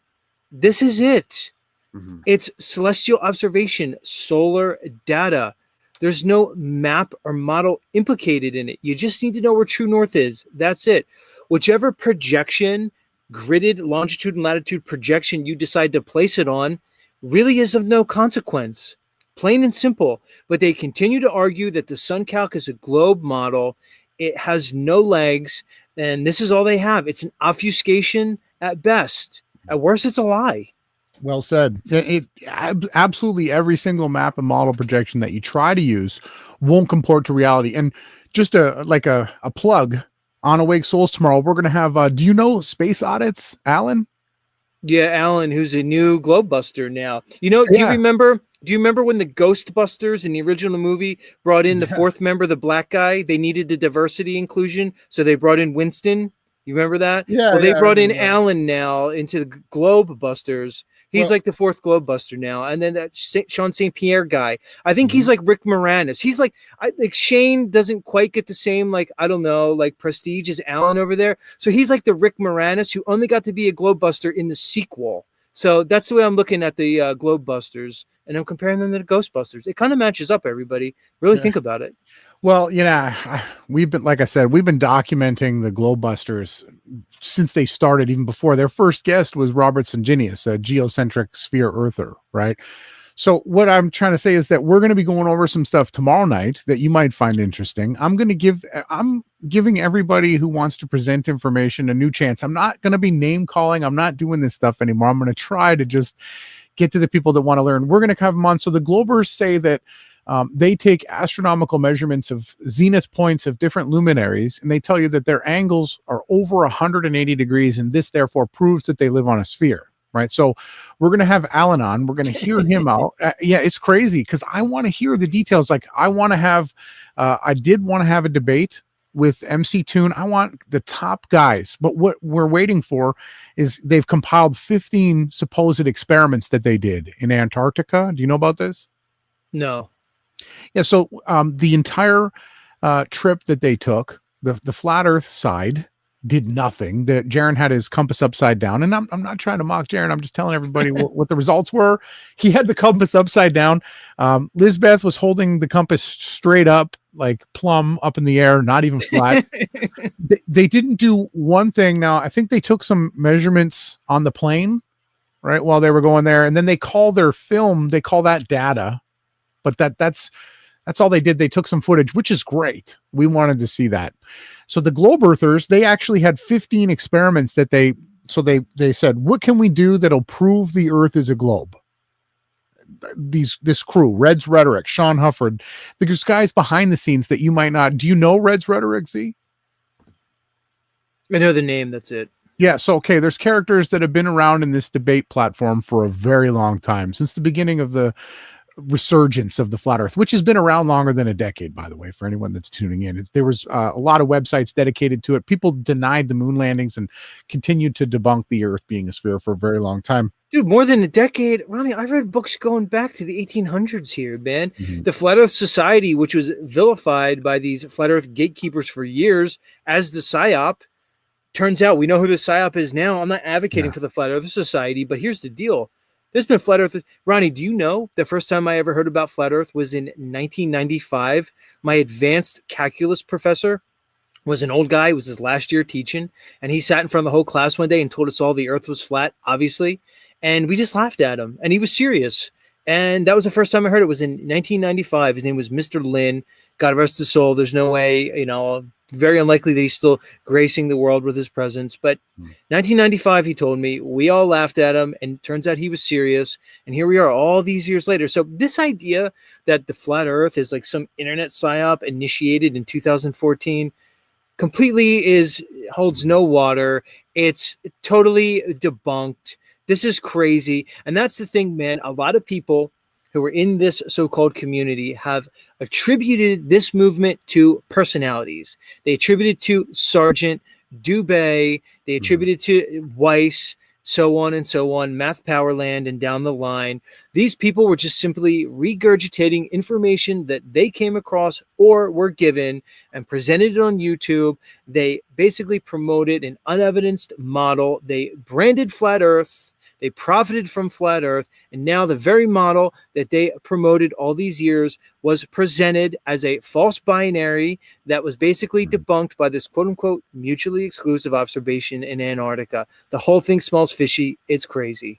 Yeah, well, so the globe lie that David Weiss said was the most important lie to them, because without the globular sphere Earth heliocentrism, you can't really have atheism. And I don't want to get into the argument of who created it, but if it's not a spinning Big Bang cosmology, there's definitely a creator, and they can't afford that.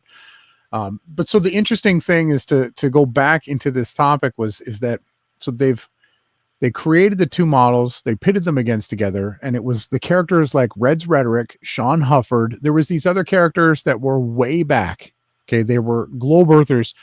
They like to think of themselves as the smartest, most intellect, and they've created 15 begging the question or confirming all these different fallacies. They've combined them all, and they set out to go and do these 15 tests, and they're going to create a debate with these points. And Will Duffy is saying that if you debate anybody and you don't use our proofs, you're stupid. So we're waiting patiently. It's been so long now. We're starting to go on. It's going to be 2 months soon, 3 months soon. I think they have two. They have one shadow experiment that they did, one weight experiment that they did, and none of it's conclusive. So as soon as they put all that out, it's going to be very interesting to see it. And that is when I want to get together publicly. We want to find the largest platform again, like Awake Souls and I did earlier with Red's Rhetoric, and we want to have it out because, hey, Z, I'll tell you right now, the problem with the sphere Earth, right? We can debate whether the sun circles around. Okay, yeah, these guys filmed it. The sun circles around our heads. Listen, we can talk about the tilt of the sun, how Austin Whitsitt, hopefully you have him on and you can ask him why he was using the same shaming tactics that he's now using hypocritically against people that he's then now going against. He did this to me. So the problem is if you're claiming that the Earth is spherical and curving, you need to actually have that baseline adjust. So there's only two ways that we can actually, and I'm not trying to straw man this, creating a false binary. You know that. I'm against that. I'm the Limitless channel.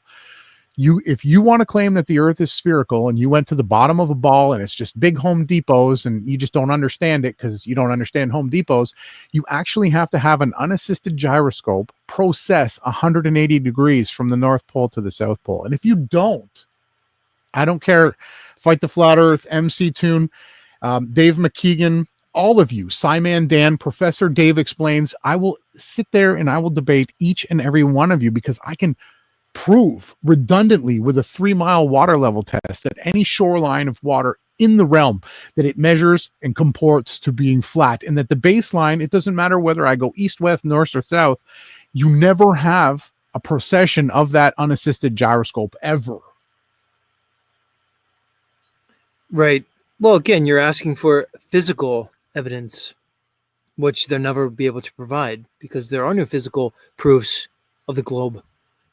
There's only, let's call it, I don't know, speculation. It's speculative. So, you brought up another big one. You said when you were talking about Austin that Jason has a video that went pretty good before he got censored called River Ronnie, Proof. that's my number one debunk because it's logical. My whole argument is you don't really need science to debunk the globe. It's debunked logically. The Nile River is the best example, or any long river, really, because for the audience, and I'll let you continue, the Nile River is 4,000 miles long. That's basically 1/6 of the purported circumference of their globe. 1/6. This along the Nile basically runs from south to northeast, so to speak. And it's pretty straight, almost completely straight with a few bends here and there. What we're saying is from the basically start of the Nile to its end over the course of 4,000 miles, it only descends 3/4 of a mile in elevation. What that means is it's probably the flattest river that there is on Earth. So for this river to exist on a globe, it would have to flow 2,000 miles, which is half of that river, uphill against gravity to the tune of hundreds of miles uphill. It's a debunk on the globe on its face. I don't know how people can't get this. Is physical reality. This is the world that we live in, the world that could be substantiated, the world that you can actually test, that you could actually measure and repeat. They keep wanting to bring it to the optics of the sky, the illusory sky. But go ahead, make your point, please. Absolutely, you're correct. Water cannot flow uphill.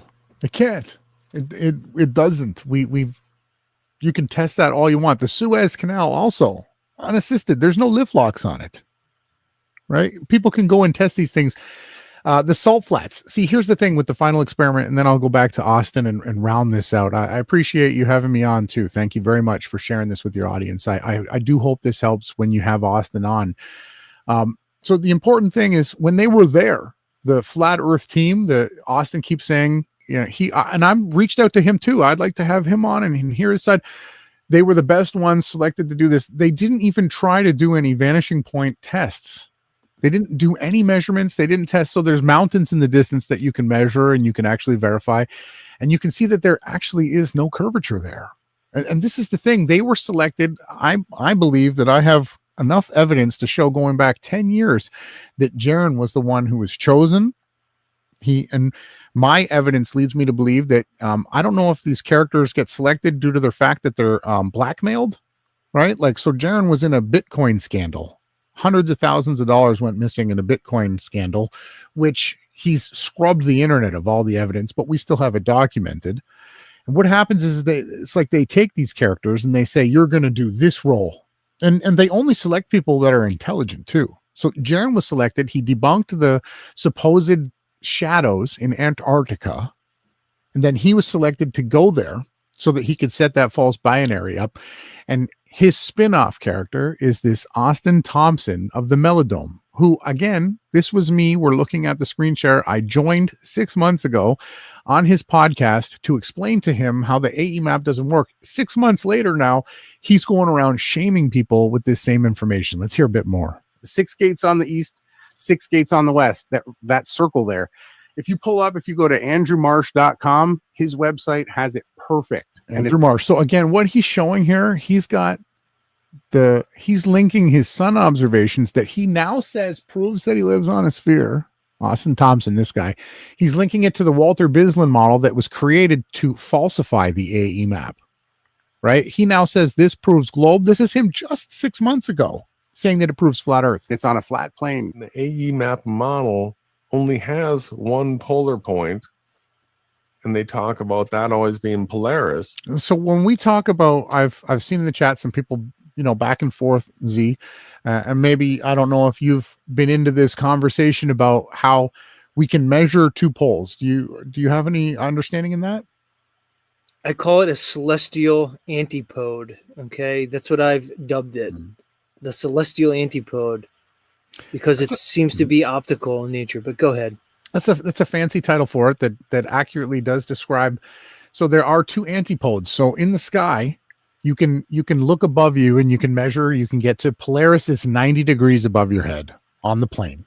Then you can go south on the plane, and you can get Sigma Octans, which is a void region that the southern stars rotate around. You can get that at 90 degrees above your head, and below that, those are the two poles. That's it. There's no bottom of it. There's no curvature.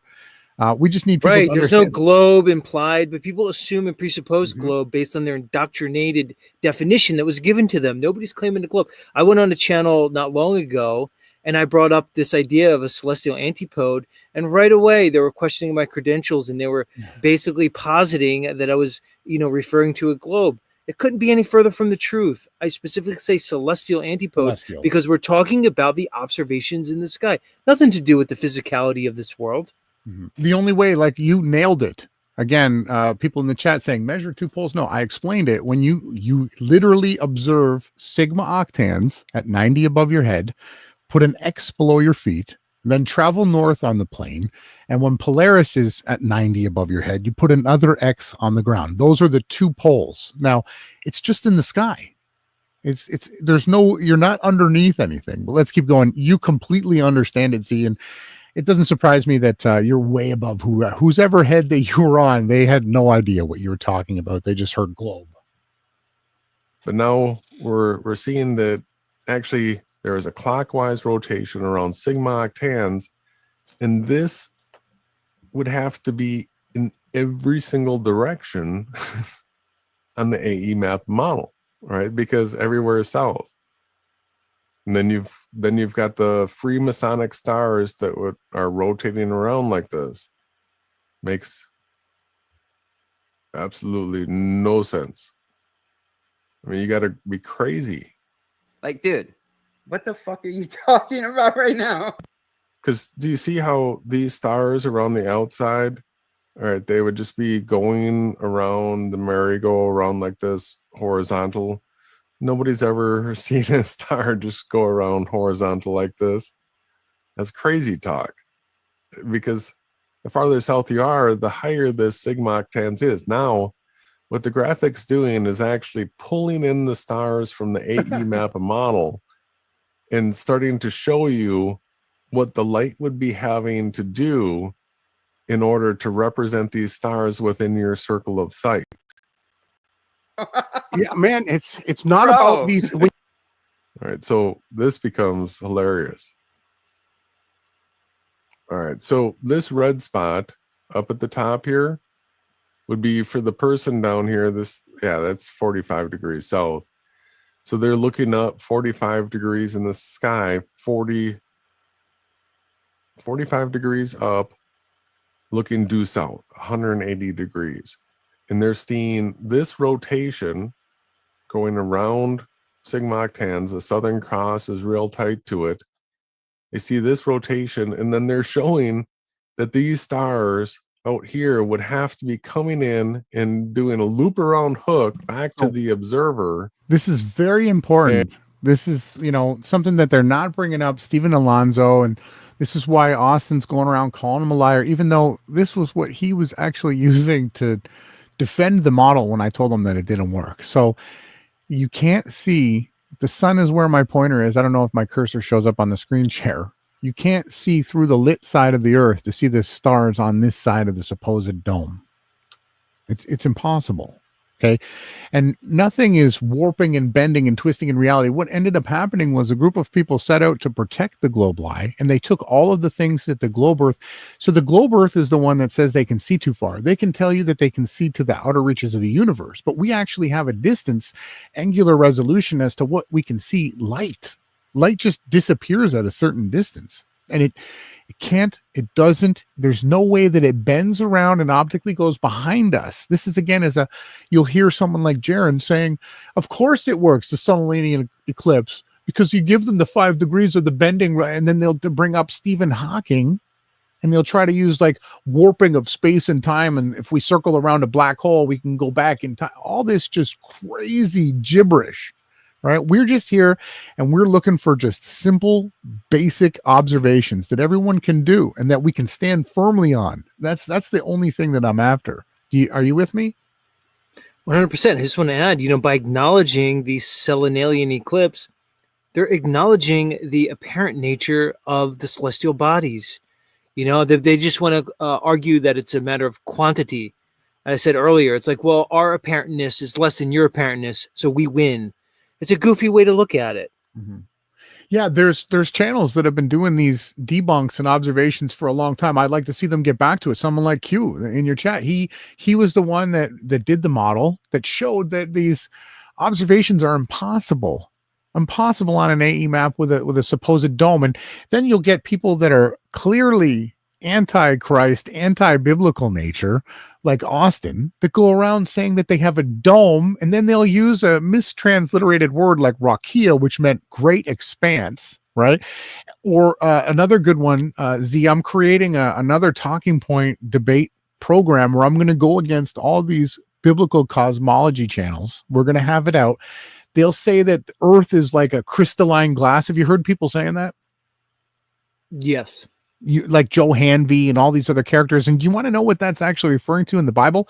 It's referring to a sundog, right? Just reflection off of ice crystals in the sky. The scriptures literally give you that description if you actually look at the correct transliterations.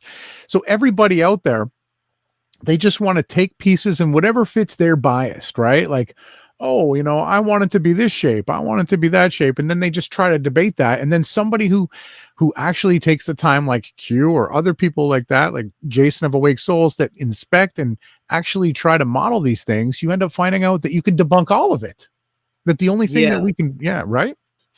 Well, and Q and Fee mentions in the chat that the other thing with the Selenalian eclipse is that the shadow, the shadow comes from above. Mm-hmm. Yeah, comes from the top. So shadow- what that yep. would be considered, I guess, what they say is Earth shadow comes from above. Wouldn't that be correct? Yeah, so we're on a Mobius strip now with upside down Earth. Is that what it is?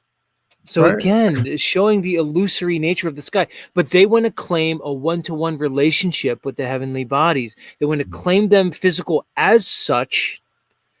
Okay, again, ignoring all evidence to the contrary. They just invoke the globe and basically just revert back to it when it's unsupported from the get.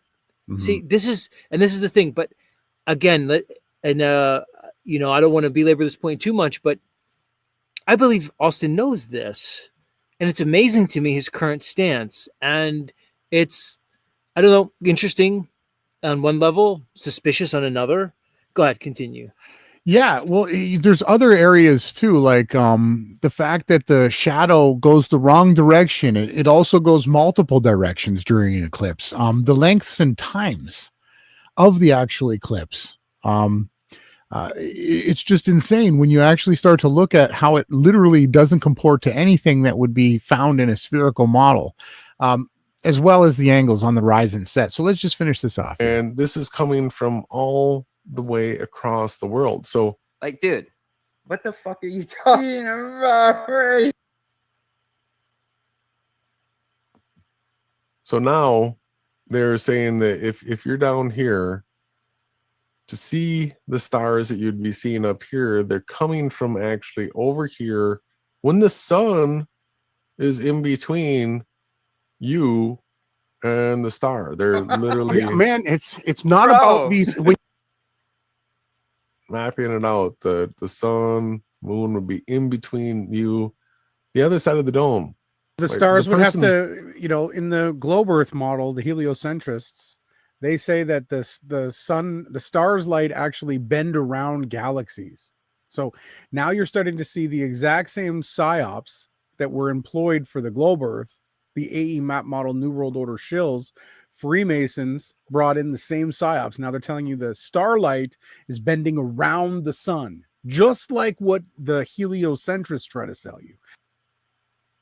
All right, so now you can see if you're down here at 45 degrees south latitude and you're looking up to sigma octans, 45 degrees, and you're seeing the stars rotating around this within your circle of sight, you're literally pulling the stars from the other side of Earth, other side of the dome, with the sun in between you and them. In between you and them. Right? It's an absurdity.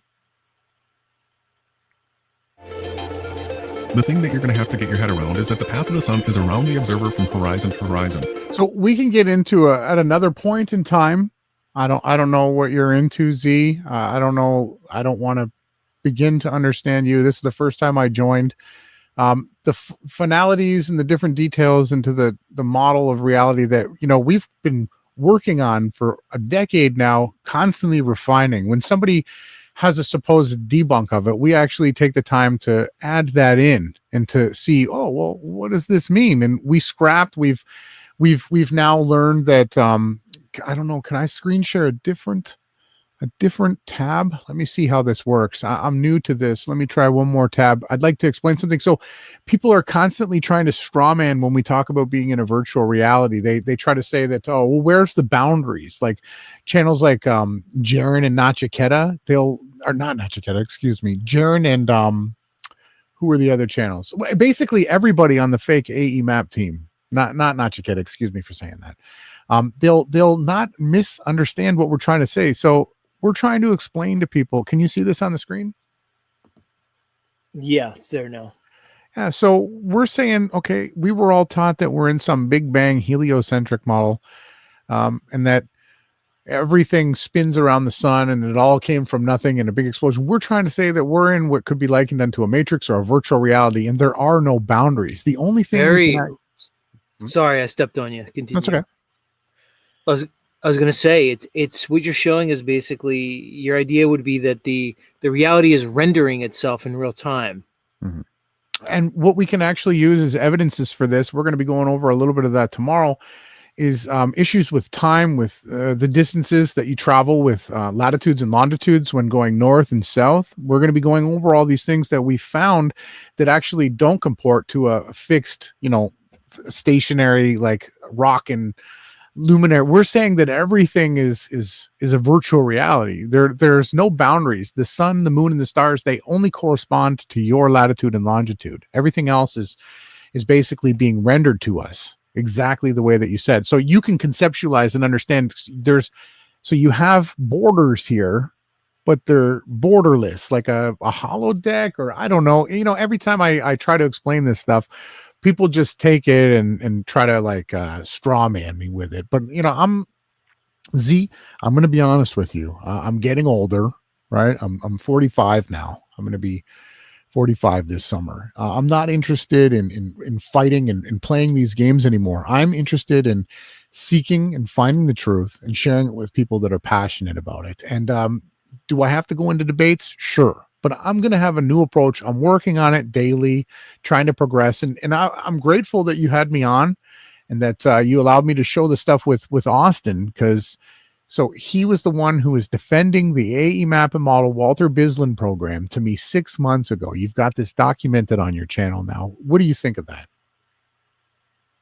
Well, I think it's interesting to say the least, but again, par for the course, because he did a complete flip and it was abrupt. And again, to claim that it was based on this so-called mutually exclusive observation, to me is highly suspect. And that's kind of my feeling on it. All right, homie, thanks for coming on. Do me a favor. Why don't you let everybody know where they can find you and Jason one more time? Yeah, so I've been kicked off of YouTube.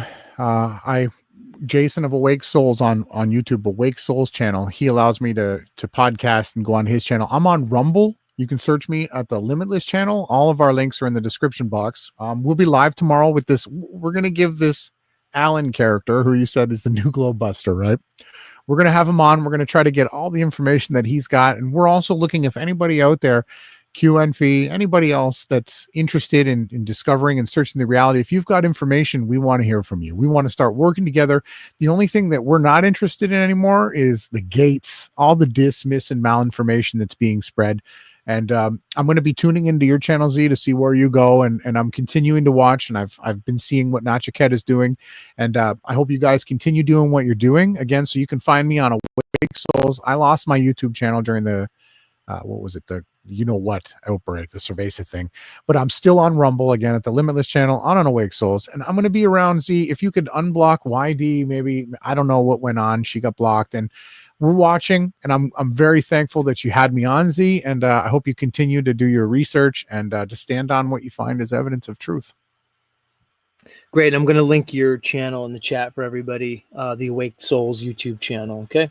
Thank you. Take care, everybody. Have a great day. All right, Ronnie, thanks for being here. It's Ronnie, everybody. Very interesting, to say the least. Very interesting. I'm getting his link in now for everybody because I know it was requested, and I felt like he deserved it. That definitely deserved a link. All right, you can find it in the chat now. Let's bring up David. He's been hanging out for a while.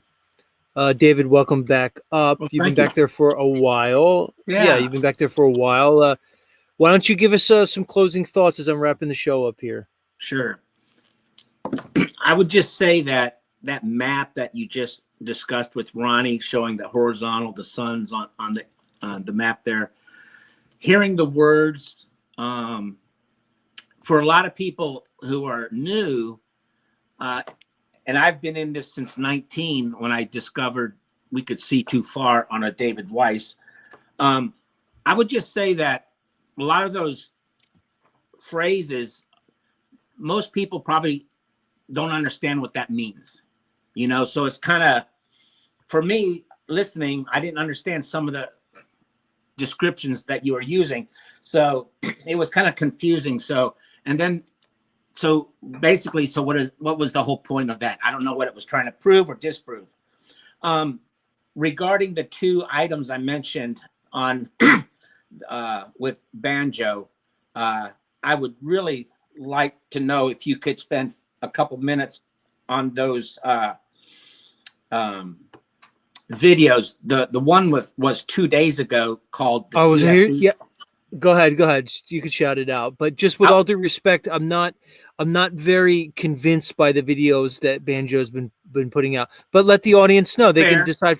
They can decide for themselves. So go ahead. What are the videos you're referencing? So 2 days ago, TFE staged event. It gets more and more bizarre by the day. That's the title.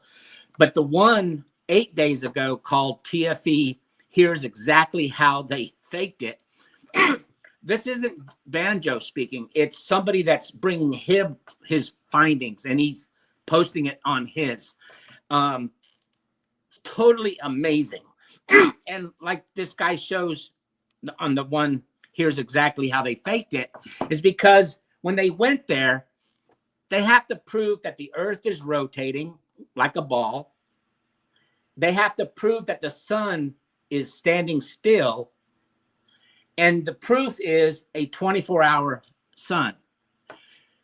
But when this guy shows you how they faked it, it's all on a stage, and where they're standing and where their where their cameras are, and their 360 cameras, which is just 2 cameras back to back. The tables, it's on a rotating platform. Okay, is essentially what this was. It was a because in the video where you see the background, there's parallax.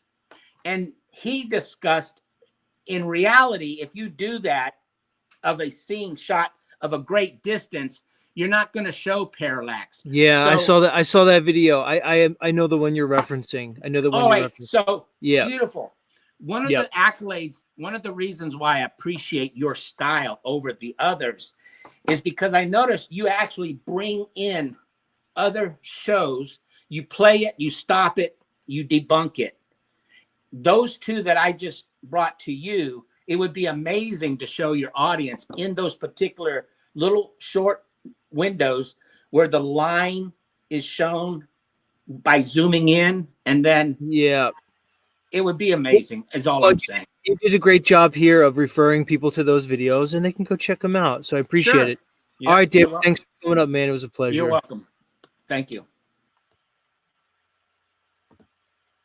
All right, guys and dolls. It was a good show. Great show. Another one in the books. Went about 3.5 hours. It's a good time to call it a day, everybody. So, as they say, parting is such sweet sorrow. So let's not say goodbye. Just so long for now. And we know that parting is such sweet sorrow, but we also know that absence makes the heart grow fonder. And I will certainly grow more and more fond of all of you until the next time that we meet. So long, everybody. Catch me here on Z Show, same Z channel, same Z place. Peace.